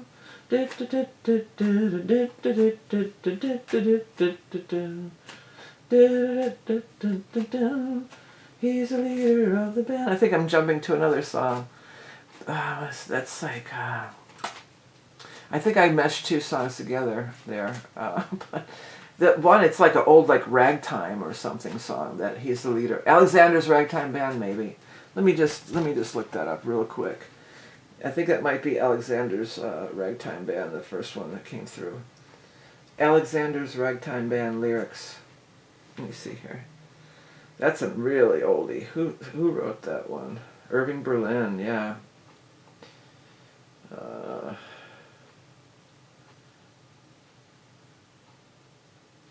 Well, it doesn't say he's the leader of the band. Now it can be told in all its glory. This doesn't seem right.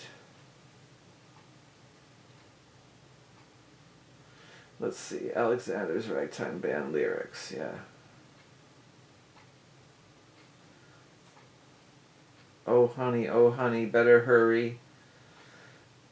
Let me take you to Alexander's grandstand, are you coming along? Oh, coming, yeah, this is it. Oh, coming here, Alexander's Ragtime Band, oh, coming here. Yeah, this is it. It's the best band in the land. They can play bugle like... I'm out of key, though. Yeah, this is it.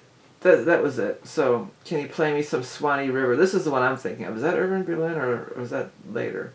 Oh, yeah, Irving Berlin. Oh, it was featured in the movie Titanic. How interesting. But anyways, that song came through, so take whatever resonates. For some of you, maybe you're going to be dealing with somebody who has that name, Alexander. You know, we're reading for a lot of people here, so we can't always zero in. If you had a personal reading, then I'd be zeroing in just on you. But all right, but we're kicking off the moon with that full moon. Kicking off the month with that full moon in your sign. So, culmination of your setting of your intentions from back in late October, November, coming to fruition. Spotlight on you too. They're saying yes. Strength. 7 of Cups. And Queen of Pentacles. Okay, next we're going to do 3 cards from the Light Seer Stare. He's the leader of the band. He can play a bugle like you never heard before. So natural that you want to know. And that's just the bestest band more than Honeyland. I think I changed keys there. I seem to remember doing that song at some point, like when I was in choir or choral airs or something back when, like in elementary school or something. But whatever. Let's go back to Scorpio, bottom 3 cards. Because that song is just not going away. It's playing away in my head in the background. We've got 5 of Pentacles, 6 of Wands. Boy, has that 6 of Wands been out. And out of this deck, too. It's been this one, this card. It's been falling in that position a lot, too. And then the Sun. Ooh, look at this. You know what I love about this? What grabs my attention right away? Look at the body and the stance of these two. They both have their, you know, they're just in their glory. They've got their heart chakra open, their arms in the air, and they're just basking in, this is the Sun, but she's basking in the spotlight. So it's a very similar vibe there. So it's almost like, it could be like a rags to riches story too, my guides are saying. You know, because 5 of Pentacles is, look at the body posture on this one, you know. You can see, completely different. Completely slumped over, you know, dressed in rags, you know. And then here, it's all colorful and bright. So huge changes could be coming. And that full moon, I could see that happening, totally, Scorpio. I could totally see that happening for you. And again, it's kicking right off on the 1st. Now, the Strength card was the first card out, and that's always about have strength, have patience. But it could be like I feel like you've already put in the time. That's what I'm hearing. You've been strong. You've been working hard. You've been strong. You've been doing things that are moving along here, you know, but it's been slow going. And it feels like there could be a big shift. There could be a major shift. 7 of Cups is, don't fall into this wallowing here. Keep visualizing what you do want to create. See this. Get this vision in your head. See yourself taking your bow. Seeing this conclusion, this situation being wrapped up into a satisfactory conclusion. Like I said, satisfactory conclusion for all. The sun is just, I mean, you are shining, you're glowing, you are in the spotlight.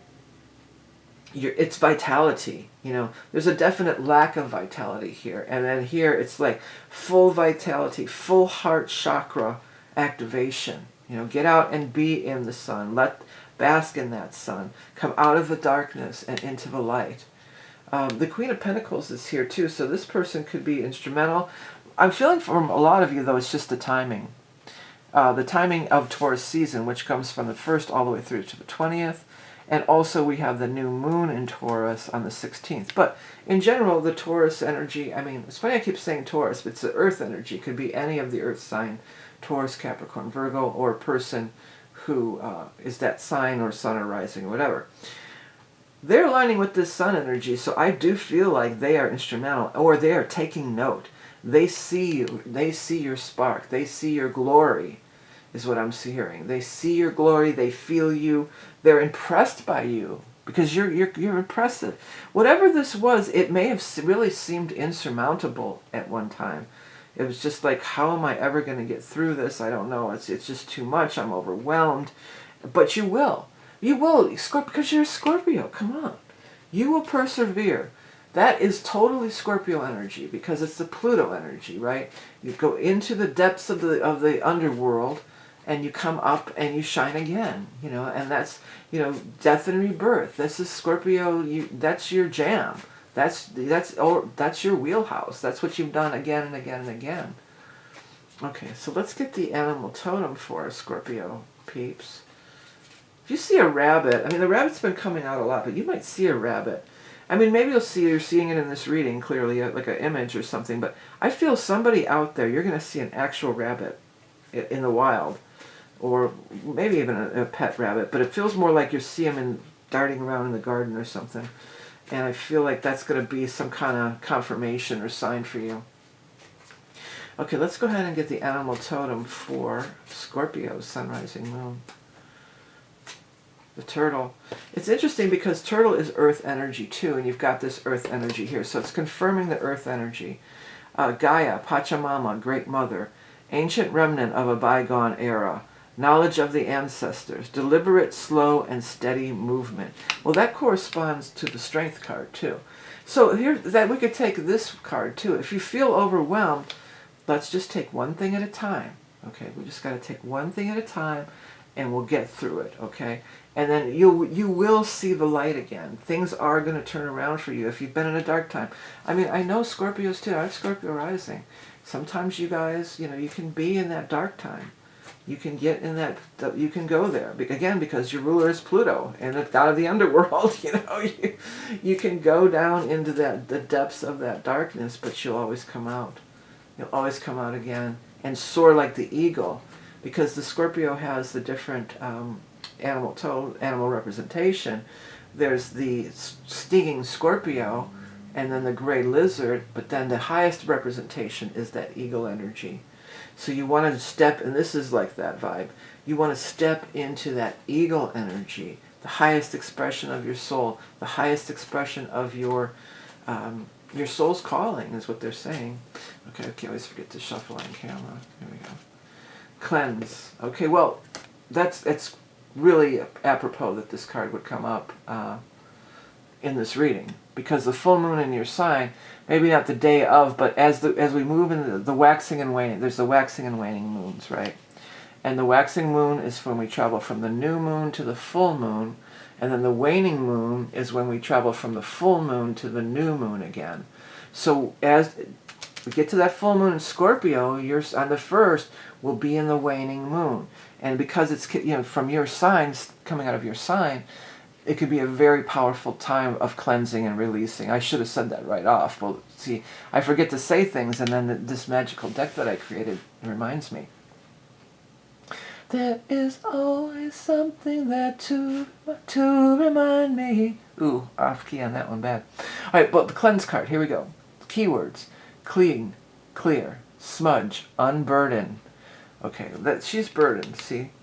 Purge yourself of excess clutter, see your way clear. The cleanse card is calling you to clear away the litter in your life on all levels, emotionally, physically, and spiritually. When you remove all extraneous toxins that have been polluting your environment, you are making space for new things to come into your life. This may be a good time to do a thorough cleaning of your environment. The burning of sage, use of salt, and even sound can be used to further clear your field. This type of ceremonies may be more powerful when performed on the full moon or right after. So there you go. It's right in there, full moon. And you say, well, we got the sun card. Yes, but the full moon is when the sun is new and full moons always involve the sun. The new moon is when the sun and the moon are together, conjunct, they call it. They're right on top of each other, right? And then the full moon is when the sun and moon are exactly opposed each other, and there's a field of resonance going on there. So the sun is always involved in all the lunations, the new and full moon lunations anyway. Okay, so let's go ahead and get over to our lots. We're going to start with the lots of love, which may or may not pertain to love. Boy, that energy is just so, and the oranges and everything, it's so similar. That just grabs your attention right away, doesn't it? This so overpowers whatever this is. Let's just go that way, okay, Scorps? Okay, here we go. You'll be glad you did. You'll be glad you worked through it, my guides are saying. It says soulmate. Well, the only person showing up in this reading is this Queen of Pentacles, which could be any gender. So maybe this person's a soulmate on whatever level. They might be a romantic soulmate. They might be a friendship soulmate. Lots of ways. Maybe be helping you, an employer, lots of different things. Okay, next. Plausible. So that means, yeah, it's possible. Could happen. You got to really steer the energy and not go here. It's time to, that full moon could really make you aware of your emotions and stuff too. Next. Love is the answer. Yep. Love is the answer. That's why I was just steer it towards love. Again, it could be love for another person, but love for yourself, because the sun card too, that's all about the heart chakra. And both of these, they have their heart chakra just out there. Light of the world, shine on me. Love is the answer. Let it shine. La la la la. Shine on me. Love is the answer. Okay, enough singing. Yeah, so Scorps, looks like you're really coming out of the darkness into the light. They keep telling me rags to riches, so hey, I'll take that. I'm Scorpio rising, I'll take that, right? Hey, Scorps, if you want to get in on any of the readings I offer, head to my website. But this special reading for a limited time, the Cancer Ingress of the Solstice reading is the mid-month astrology, mid-year astrology reading. And it's real interesting this year because of all the zeros, but also one that I have not talked about or heard any other astrologers talk about is it's going to be making a big aspect to Chiron moving into Taurus for a minute there. So that's going to be a big focal point of that. If that interests you, and Chiron's all about healing those wounds too. You can always head to my website, check it out. If you're looking for Kentucky Derby, it's over on Patreon on a pay-per-view, so you can check it out there. All right, have a great month, and next we're going to move on to the sign of Sagittarius. Well, it's so interesting this month because we have this rare blue moon where we're going to have 2 full moons, right? So full moon Scorpio on the 1st, but then on the 31st, we're going to have a full moon in your sign, Sagittarius. Oops, there goes my wand. So you get one new moon, 1 full moon every year, as I always tell everybody. And so this is going to be the one where things are really coming to culmination, where even if your birthday wishes, solar return birthday time wishes haven't come to fruition, it could be a time where you could really think about it. Like, okay, well, what intentions did I set for myself back there around my birthday time, or back if you're Sagittarius rising, then maybe back in late November, in December. What intentions did it? What was I trying to initiate at that time? And how's it going? You know, it could be a check-in, a checkpoint. Like, see, how's it going? Do I need to make some adjustments? Do I need to change some things around, perhaps? Let's get 3 cards here for Sagittarius. Sagittarius, you're such a crazy pants. Boy, has the Strength card been out, too. So you got Queen of Rods, a representation of you, Strength card, and then 2 of Wands. Ships looking out to the future. Future prospects, my guys are saying. Sagittarius, you such a crazy pants. All right, let's get 3 cards for Sagittarius, Sun, Rising, Moon, or anybody who relates to Sagittarius energy, you crazy pants MFers. All right, there we go. 3 of Wands, 2 of Wands, 3 of Wands. Nice. 4 of Swords. And 3 of Cups. I love that card, 3 of Cups. When I pulled the 4 of Swords, I heard you're nesting. So nesting, you're building your nest. You're getting, or you're feathering your nest, or something like that. Traditionally, the 4 of Swords is all about, you know, just laying low, taking it easy, replenishing yourself, having a healing time. It's interesting too that it lines up with the Strength card too, which is also like slow down, hang in there. And both of these are about like kind of slowing down, taking it slow, having patience. Things are progressing, however. We've got 2, 3, and 4. So we've got 2 3s. So we got a 2. We could even go 2 of Wands, 3 of Wands, and then 4 changes suits. But we've got 2, 3, 4.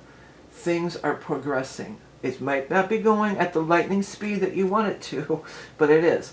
It is progressing. Here's another thing, Sag, when I was talking about getting those insights and downloads and everything. You know, maybe you're going to check in on that. You know, it's just like, well, what has gone right? Instead of always being impatient, like, I want this to happen now. Well, notice. Take time to pause here and take time. Well, there has been some progress. Well, there definitely has. I've gotten from here to here. You know, there has been progress. There has been moving forward. And when you can do that and then take the attitude of gratitude, then things will move forward more. So you're showing up in your own reading, and you're lining with the 3 of Wands, which is saying your ship is coming in. So you should be seeing some results probably by the end of the month as we hit that full moon of yours. The 3 of Cups is a card of happiness and celebration. This, I always like this card because it reminds me of my 2 daughters. Because one of my daughters, I'm really tall if you don't know, but I am. I used to be 5'11", but I think I'm probably shrinking a little in my old age. But I'm really tall. And one of my daughters is sort of tall, but still not as tall as me, and then the other one's a little bit shorter. And they don't have blonde hair anymore, it's sort of brown. But they had blonde hair when they were growing up. And they dyed their hair blonde too as adults for a long time. I think both of them are back to their natural color. But this could be and one of my daughters too, it's actually the taller one, has a big back tattoo too. I just picked that up right now. But this card always reminds me of me and my daughters for sure. Like that could be me in the back, from the back, and them, you know. But it's traditionally it's about, you know, just happiness and celebration. It can be a group of women, that you come together with, a group of women. This could also be May Day, May 1st, or Beltane. Isn't that Beltane? I believe it is. Let me just double check on that. But what came to mind was, because sometimes the 3 of Cups too, it will be depicted as, you know, the dancing around the maypole, which is for sure. It's for sure a May Day, Beltane holiday date. Right? Yeah, May 1st. Yeah, Beltane or May Day. And I forgot to wish everybody a happy. This is the first time it's come up, and I'm almost all the way through all the signs. But yeah, some kind of happiness celebration, maybe even on the very first of the month. Another thing that's picking up to me is this Big Dipper thing is standing out, or Little Dipper, whatever it is, or is that Ursa Minor, Ursa Major. That is grabbing my attention. Now, I just said that. Let me double check on that, because maybe that's even your constellation. Are you in that constellation? Let me just check on that. But before I check on it, let me tell you what I got psychically. Okay, I got psychically that you need to get out under the stars and gaze under the stars and go out there and find that Big Dipper, Little Dipper thing in the sky. Ursa Minor, Ursa Major, Big Dipper, question mark. Let's see here.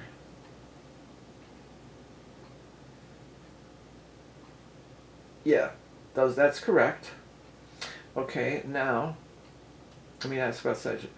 What constellation is Sagittarius located in? It's probably your constellation, duh. Directly at the center of the Milky Way, yeah. Well, I don't know. I'm not gonna dive too deep into it, but if you want to, if that resonates with you, or that sparks some kind of hit for you, you know, look into that. Or maybe, I don't know. I'm feeling a really strong thing about astronomy more than astrology, you know. So that's like going out and gazing at the stars, or finding your constellation. Or a lot of times people will look for the North Star or the Big or Little Dipper to navigate where they're at. Okay, well, the Big Dipper's here, it's this time of year, so this star is there, you know, or something like that. But the star thing is really, really, it's just standing out to me so strongly in this reading. So that could be a thing. Well, I mean, it's the full moon too, so it might even be go out there and get under that full moon and, you know, stand under the stars and soak up the vibes. I do every night. I let my dog out. I at least take a couple minutes while he does this last call outside there and just see where the stars are. You know, I definitely enjoy that myself.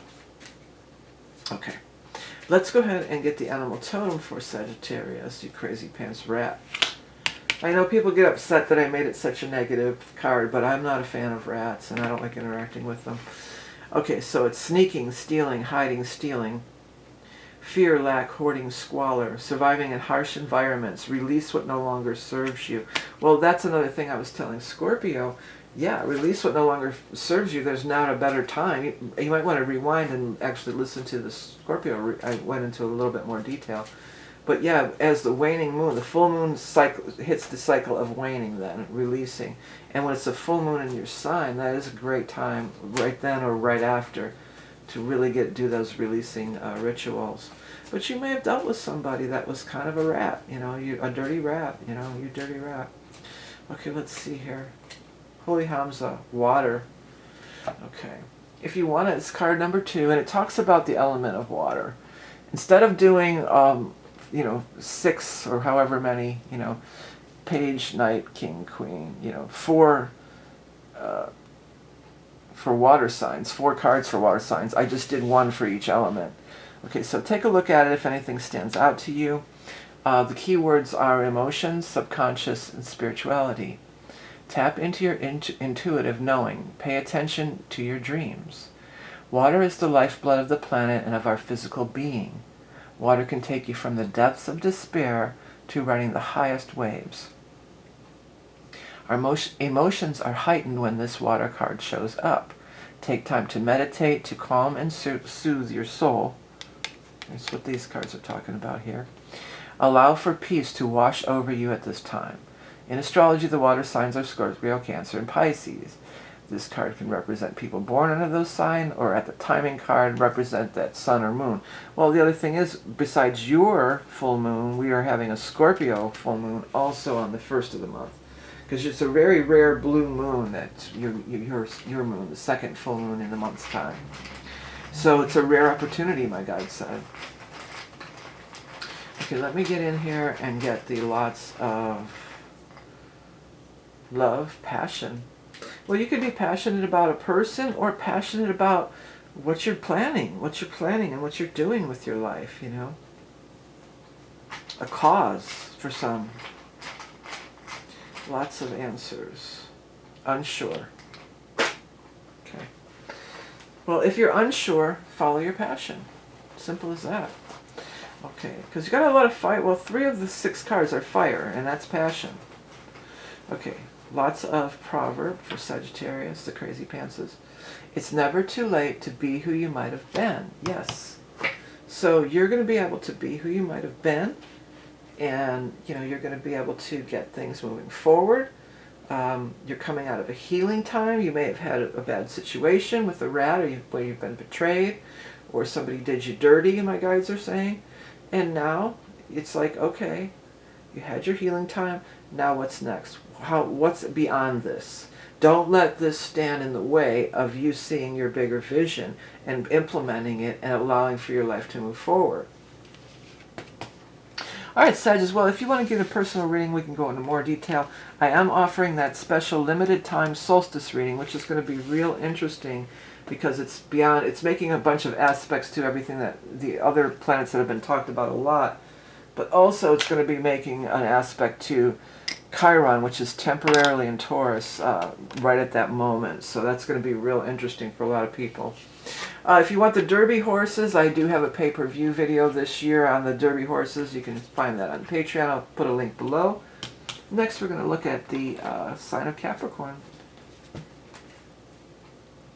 Hello, Capricorn. This is going to be for Capricorn Sun, Rising Moon, or anybody who has prominent Capricorn in their astrology chart. Cross watchers, all are welcome.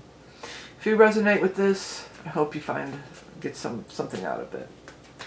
Let's start out and do our first 3 cards for Capricorn Sun, Rising Moon. We have 3 of Pentacles. Next we have 2 of Cups. And finally we have 10 of Wands, carrying heavy loads. Okay. Next we're going to move over to the excuse me, Light Seer Tarot, and we're going to do 3 cards from the Light Seer Tarot for Capricorn Sun, Rising Moon, anybody who has prominent Capricorn in their chart. 3 cards for Cap. 1, 2, 3. Let's see what we have. The World. Nice. Next we have the 7 of Cups. And then last but not least, we have the Queen of Cups. Okay. Well, you're building something. You're working hard as always, as Capricorn always does. I mentioned this in one of the other readings. I like this deck, the 10 of Wands in this deck, because the work is not forever, okay? He's coming to the end of the line. He's there. He's almost there. He's coming down the home stretch here. Yeah, it's like the horse racing thing.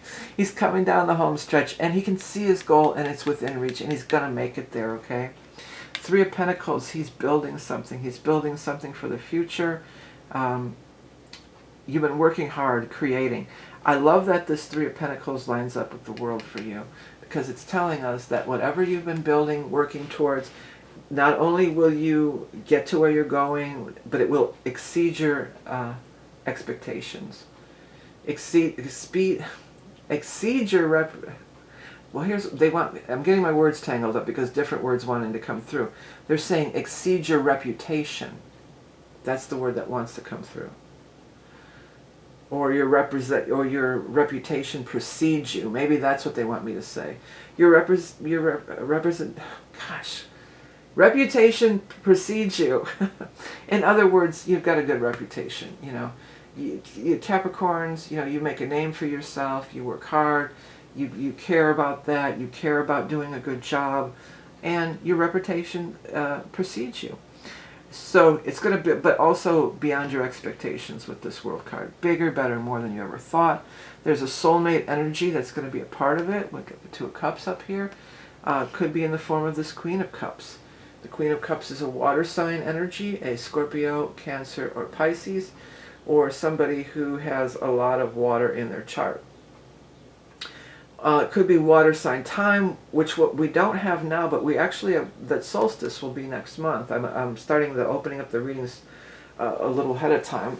And that you are a cardinal sign too. You're one of the other ones that this cardinal energy, you know, the cardinal cross, when planets make a move, especially the solar planet, you know, the sun, it's not a planet, it's a luminary. But when things cross these lines here, everybody feels them, but the cardinal signs feel them the most, and you are one of those. Also, the sign of Cancer is your opposite sign, so it is your partnership person in general, you know. So Queen of Cups could be the solstice, could be just a water sign person. 7 of Cups, keep dreaming that dream. If you're looking for somebody, if you're looking for love, start really visualizing who you want. Well, whatever you want. It doesn't have to be love. But if you're looking for a relationship, you could dream them up. Maybe you're even connecting on the plane of the dream. And this person could have all the qualities that you were searching for, and even then some. Even some other great qualities that you didn't even know that you wanted or that you were asking for. If you're building something like trying to get in a job or some kind of thing like this, where it's money related, this person could be the person who does that for you. This could be the, the person who hires you or gives you the recommendation or approves the loan, or if you're fixing up a house, maybe that's the realtor that's going to sell the house for you or something like that. But with the World card is the thing that just grabs me the most in this reading for you, Capricorn. Some of you may be traveling the world. I think things are going to turn out better. Things are going to turn out better if you only will. Shower the people you love with love, yeah. But shower your projects with love. Shower whatever you're doing with love. And then the universe will respond in kind. Yeah, that's what they're coming through with. I like that. Okay, let's go ahead and get...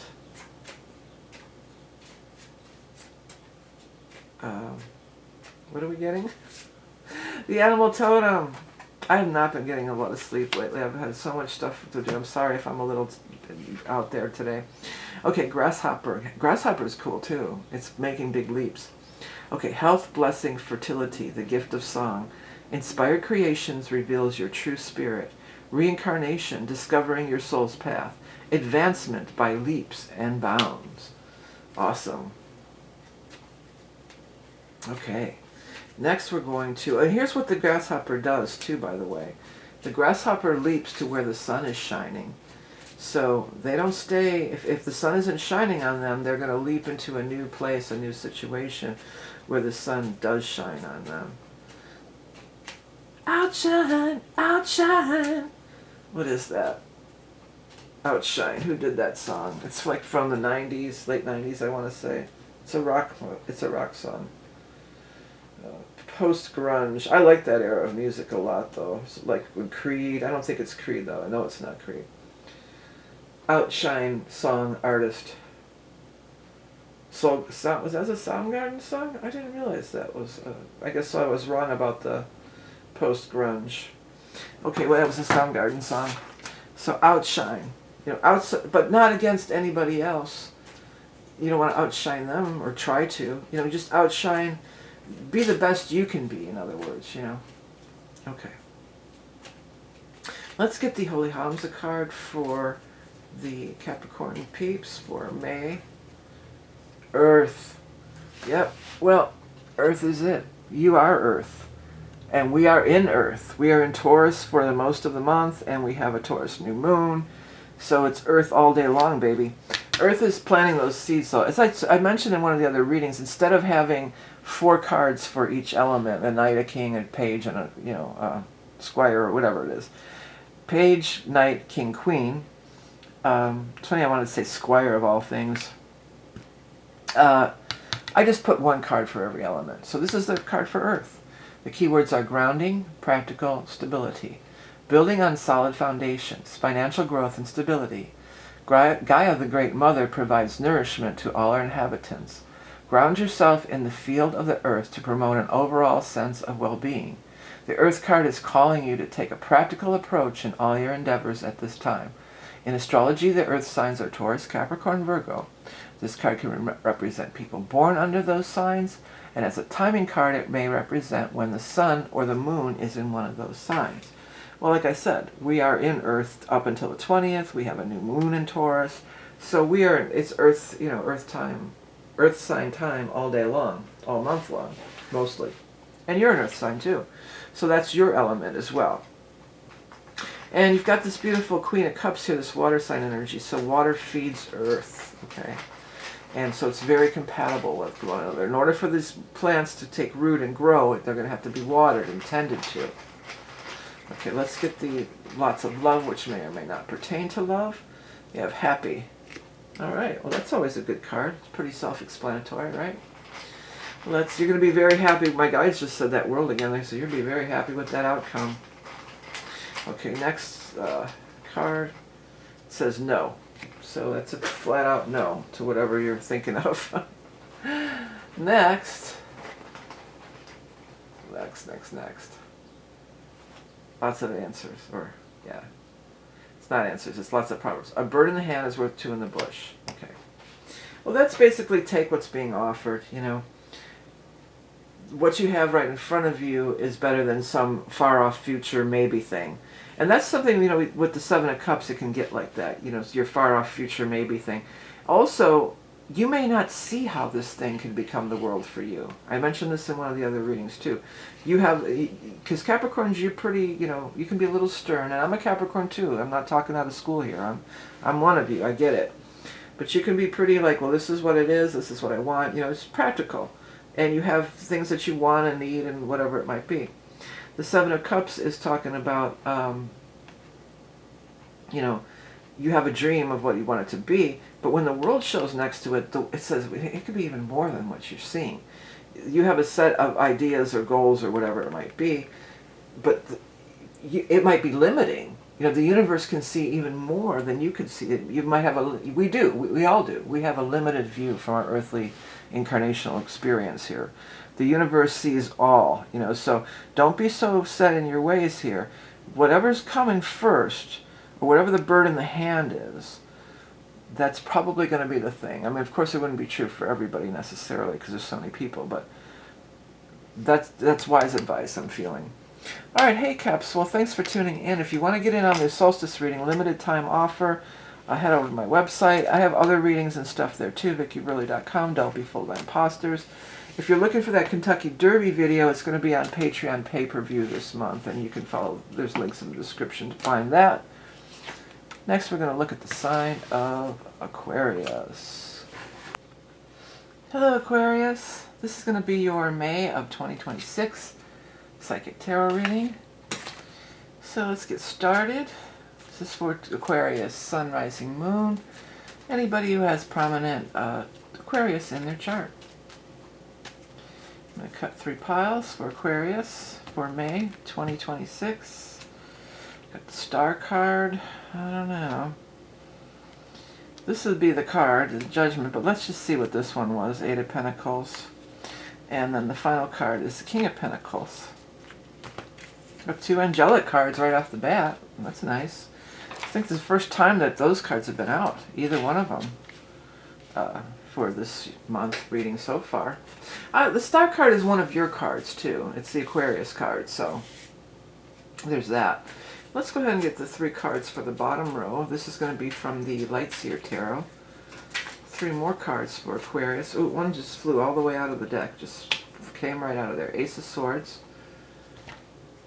And secondly, we have the Lovers. And then last we have the 5 of Swords. Boy, that 5 of Swords has been out a lot. Out of this deck, too. Well, whatever this is, 5 of Swords is an impasse, or where you feel frustrated or you can't get through it. And, well, for some people, this may be, you may be calling it quits in relationships. I'll just be really honest. You could be. Because the Lovers is here. You may have once been in love, but now you've reached an impasse, and maybe it's a karmic situation, and the karmic situation has run its course, and you have been through whatever you're going to go through in this relationship, whatever you needed to learn, grow, etc. Notice the way these lights are shining, and this light shines up, and the horn goes up. It's like it's all connected with this card here, these lights, these beams of lights. And we have the Ace of Swords. So the Ace of Swords is a victory, a triumph, a breakthrough. For some of you, you may be getting into a new relationship. Maybe you've been through the ringer in your last relationship, and you said, well, I need a break, or I'm just, I need time off, I'm just going to be on my own for a while, or whatever the case might be. And then the Lovers shows up. It could be unexpected. Pluto is going through your sign, and it could be, life-changing. And all this stuff moving through Aries, and all these different 0-degree marks, like the solstice reading, well, it's not at 0 anymore, it's at 4 or 5, but they're connecting up with that Pluto in your sign. So you're getting, there's major connections happening all through your astrology stuff here. For many of you, it might be the King of Pentacles. Now, there's no gender in these readings, so it would apply to whoever you'd be interested in. But the King of Pentacles could be the Earth sign person, the Taurus, the Capricorn, or Virgo. Or it could be Earth sign season, which we are in Earth sign season right now, and we are going to have a new moon in Taurus on the 16th. So it could be the new moon in Taurus, it could be the the whole Taurus season from the 1st all the way through to the 20th. But it does feel like this is what's happening here. There's relationships are very much in the forefront. You're going to have major breakthroughs, major insights. You're being guided by higher force. You have 2 of the angelic cards, 2 major arcana cards here. Star is guiding you. Star is raining down blessings upon you, trying to show you the way, show you the light. They're putting out those breadcrumbs. They're putting out those intuitive things to show you the light, show you the way. What is that? Show me the way to the next. Da, da, da, da, da, da, da. It's the Doors. Show me the way to the next. What is they being shown the way to? Again, let me look it up for you real quick, because I won't remember. Just come back and do it later. I try to look it up if it comes through and I can't quite nail it. Doors lyrics. Show me the way to the next whiskey bar. Okay. Well, I mean, maybe if you're looking, you might meet somebody in a bar, but you know, you got to realize, here's something I realize. If you meet somebody in a bar, chances are they hang out in bars and they drink, and that's something that I don't like to do anymore. So I don't want to, and I'm not going to try to tell somebody, you know, hey, I don't want you to hang out in the bar when you already did hang out in the bar. You know, you don't want to try to change somebody or something like that. But hey, if you like to drink and you do like to hang out in bars, you could totally meet somebody that way. But whatever it is, this is like very higher. There's a soul mission thing that's going on here. Some of you could be a new lover for sure, especially with the Ace of Swords too. But there's something here. This is the stumbling block or this roadblock thing that has to be overcome. Even if it's you just still hanging on to your last situation or whatever it might be. Show me the way to the next whiskey bar. You know, oh, this flew out. But you know what, I just noticed too, these women, their head is kind of going in the same direction. You know, they're looking up, they're looking higher. They're looking for that higher love. Bring me a higher love. Oh. All right. You got the beavers, so you're building something. My guys are asleep. I'm hearing some stuff that I'm not going to repeat. Okay, builder, dreamer, familiar friend, dweller of land and water, afoot in 2 worlds. Your diligence can change the flow of the river, be the architect of your life. Yes, you're coming out of a big karmic cycle, but also with Pluto in your sign, you will be, the universe would like you to, and you have the ability to really transform your life at this time, big time. Okay, let's go ahead and get the Holy HAMSA for Aquarius, Sun, Rising, Moon, or anyone who has prominent Aquarius in their astrology chart. Party. Well, we talked about going out to the bars. The guys are coming through the whiskey bar thing, and here comes the party card. So, hey, that's cool. If you like to party and drink, I'm not knocking it. I don't knock what anybody wants to do. I just know that's not for me. You know, and I see people time and time again, they get together with somebody and then they're trying to change them. Either you accept them how they are or you don't. Or maybe they're not the right one for you, you know. You're being guided. If you're out there in the dating pool or whatever, you're being guided. And the ones you're attracted to, even if they're not the one, they're showing you what you like and what you don't like. And then you can do the feedback with your guides and angels. Queen of Pentacles, too, could be some kind of money situation for sure. But the Lovers is in here. I mean, that's pretty much is what it says, you know what I mean? Okay, so it's card 14. If you see anything on there, I'm hearing that my girl wants to party all the time. Party all the time. I never really listened to that song. I think it might even be Michael Jackson or something. Let's see here. Who did My Girl Wants to Party All the Time? Was that Michael Jackson? My Girl Wants to Party All the Time artist. It was Eddie Murphy. I always think this has come up before recently, so I thought it was Michael Jackson that time too.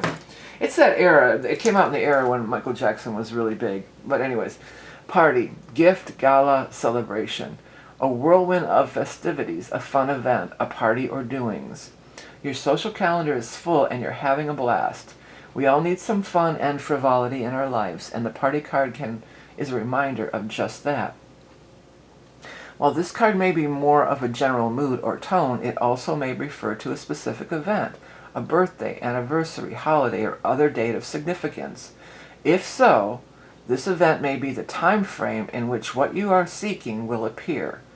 Sometimes this card may have an element of a surprise. An unexpected gift may be heading your way. Yeah. Well, I mean, even if you can go to parties, party doesn't mean, necessarily, it doesn't have to be a verb. It can be an event, a party. Doesn't mean you have to party. But let's see here. Let's get the lots of love, whether it pertains to love or not. Player. Yeah. Yeah, well, that might be kind of what was coming through about don't try to change somebody. If somebody's out in the bars every night, you think they're going to sit home with you after you get together? No, they're still going to be out in the bar every night. All right, let's see here. That's their lifestyle. Okay, let's see here. Lots of answers. Maybe. Maybe, baby. And then finally, let's see what we got here. Lots of proverbs. Work smart, not hard. Well, I thought I was talking, I saw that card. I was thinking it was Capricorn. But, yeah, it's work smart, not hard. That's a good motto to go by, but I don't know that it really pertains to the reading, but it might just be a little bit of extra information, for those of you that are, I would say with this guy, or this person here, this King of Pentacles, if it's money related, then it's funny how that lined up with it too, right? Work smart, not hard.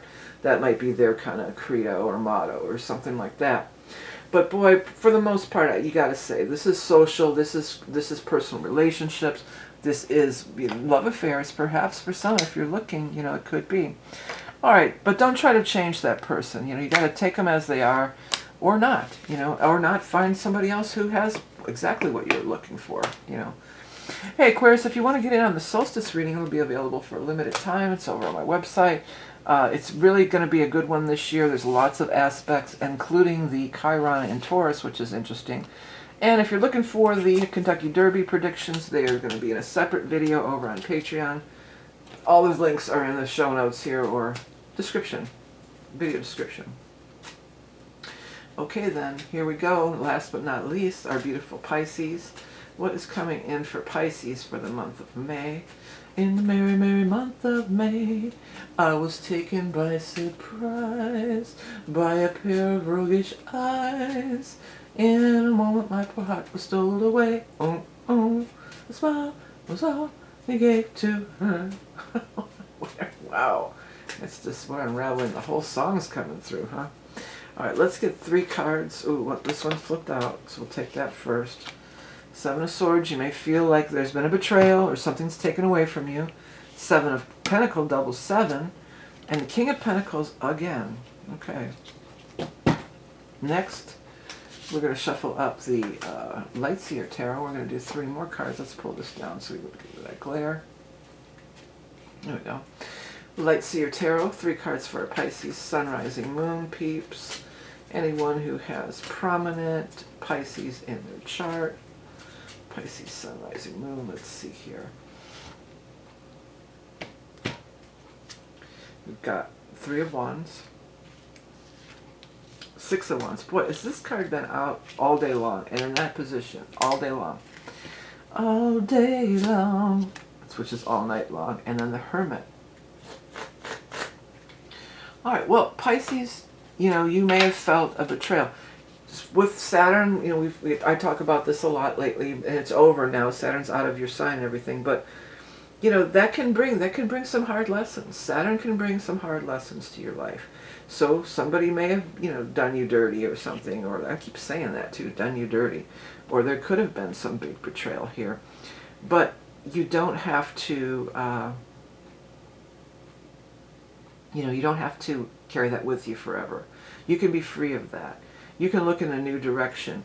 You need some time. Hermit, you need a little time to yourself. You need a lot of time to yourself, Pisces. I'm that way too. I have Jupiter in Pisces, but I also have Neptune in my first house, so I have a very flavored with Pisces energy throughout my chart here. And I need that Neptune in the first especially. I need that time alone. And I haven't been getting it either. I need quiet time alone. When I was younger, I didn't realize that that's what it was. I used to always stay up till all through the night. I would stay up till 3, 4, 5 in the morning. But my mom wasn't a fan of that, you know. She would still try to always wake me up, and I'm just like, why? You know, I was like older, like a teenager, and I had a job and everything. You know, I didn't have to get up for work. I always made sure I worked nights, you know. And I even worked third shift sometimes. I had a couple third shift jobs, like working overnight. But I realize now, looking back, it's because it wasn't because this. I am a night owl because it's just ingrained in me from all the years. But there's more to it than that. I was up at those hours because it was peaceful and quiet, and I had quiet time alone, and that's why I was up at those hours, because that was the only time I could really. Most of the time too, I was doing creative stuff. I was playing music or drawing and painting and doing stuff like that. So, you know, I needed my quiet time with the muse. And Pisces, that definitely is part of your makeup too. You know, you need that quiet time alone. You're not one to be, I mean, Pisces are fun to hang with, and they could be a lot of fun, but you're not really the social butterfly. If your batteries aren't charged, then you're not going to be 100%. This King of Pentacles is offering you some kind of financial opportunity, whether it's a job, or if you're trying to sell something, or maybe it's an investor or something like that. King of Pentacles is the earth sign person, the Taurus, the Capricorn, or the Virgo. The Taurus, I mean, the Pentacle earth sign time, which we're in, is for the majority of the month, up until the 20th. We will be in the sign of Taurus. And then on the 16th, we're also going to have that new moon in Taurus. And even though the moon is Cancer's thing, that's their thing, you also are very much in flow and in tune with moon energy too. I feel that for Pisces, right? So you're making a comeback. I think that's really what I want to say. You're making a comeback. You're on the mend. You're coming back. I'm coming out. I want the world to see. Do do do do do. So that's what I'm getting.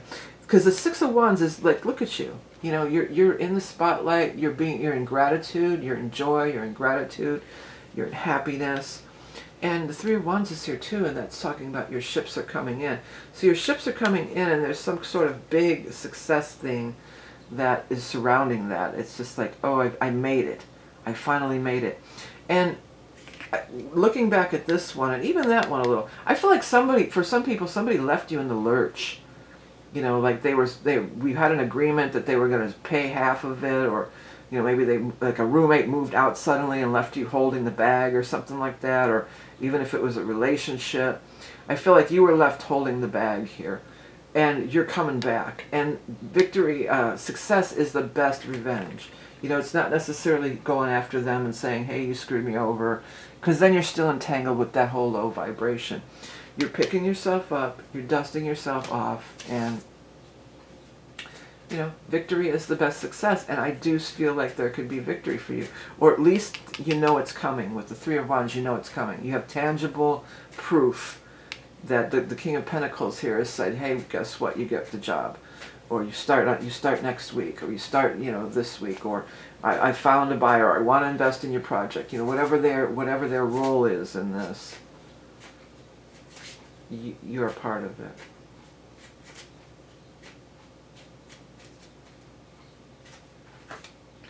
Ox. Ox is plowing through and being really determined. Ox and King of Pentacles honestly have a similar energy. And a lot of times I will use the ox as like the bull. It's similar to a bull energy, right? Because look at, oh yeah, he does. He has the horned beast up here in the corner. Can you see that? There's the horn in the face. And then here's I'll hold it up so you can see better. See up here? And then you have right next to it the ox, right? Strength, endurance, patience, clearing of karma, accepting what is, standing strong, plowing through, elimination creates space for magic. Yeah. So being determined, you know, that's the gift that Saturn could have given you. I know it was hard having Saturn in your house, in your sign, but it also, there's always a silver lining. There's always a blessing. So there was, you know, some sort of blessing out of it. It gave you maybe a little bit more endurance, a little bit more strength, and determination is the word I really want to use. You're coming back stronger than ever, Pisces. That's really what I'm getting.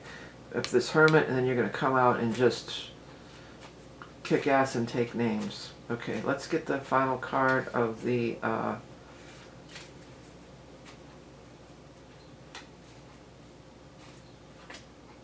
wealth. Oh, there you go. You know, the King of Pentacles is also associated with wealth, too. All right, let's see what we see here. Wealth. Take a look at the background. If any of the words stand out to you, this could be a message for you. It's card number 43. I'm just going to scroll through to number 43 and find the definition that I originally wrote in my book that goes with it. Okay, the keywords: plentifulness, prosperity, abundance, material gains, financial security. Excuse me. You are doing well, very well financially, or will be soon. Money contentment is the mood for the day when this card shows up. I just heard mood for the day. Yes, coming through. That's a great tune. You have found the treasure, the goose that lays the golden egg, and you are prospering like never before. The wealth card may represent money and riches, it's true, but wealth is much more encompassing than material goods alone. Wealth is a state of being, a balance of overall wellness that extends beyond outward accumulations. An inner feeling of safety and security exudes outward from the core of your being. Yeah, and it's interesting too that it's right next to this Hermit card too. So it's like finding it from within so that it can radiate outward, you know. Okay, let's get the lots of love, which may or may not pertain to love, mingle. Well, after you've done your hermit time, after you feel like you're strong and you've got your strength back, then you're going to mingle. And then next we have, let's see here, not now. And then finally, the lot of proverb for Pisces for May is, don't cry over spilled milk. Yeah, that's kind of what I was saying. Like, yeah, there was a betrayal perhaps or something happened, but you don't want to spend the rest of your life thinking about that. And it just puts you, in your energy, you're reopening that pain or that wound. It's like the wound is trying to heal and you're peeling off the scab and it starts bleeding again. So let the wound heal, nurture yourself, find that wealth from within, find that self-esteem.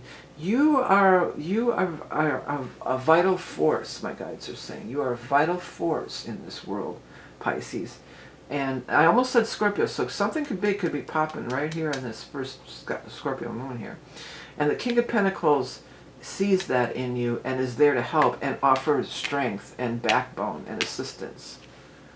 All right, Pisces, well, thank you so much for tuning in. Check your rising and moon.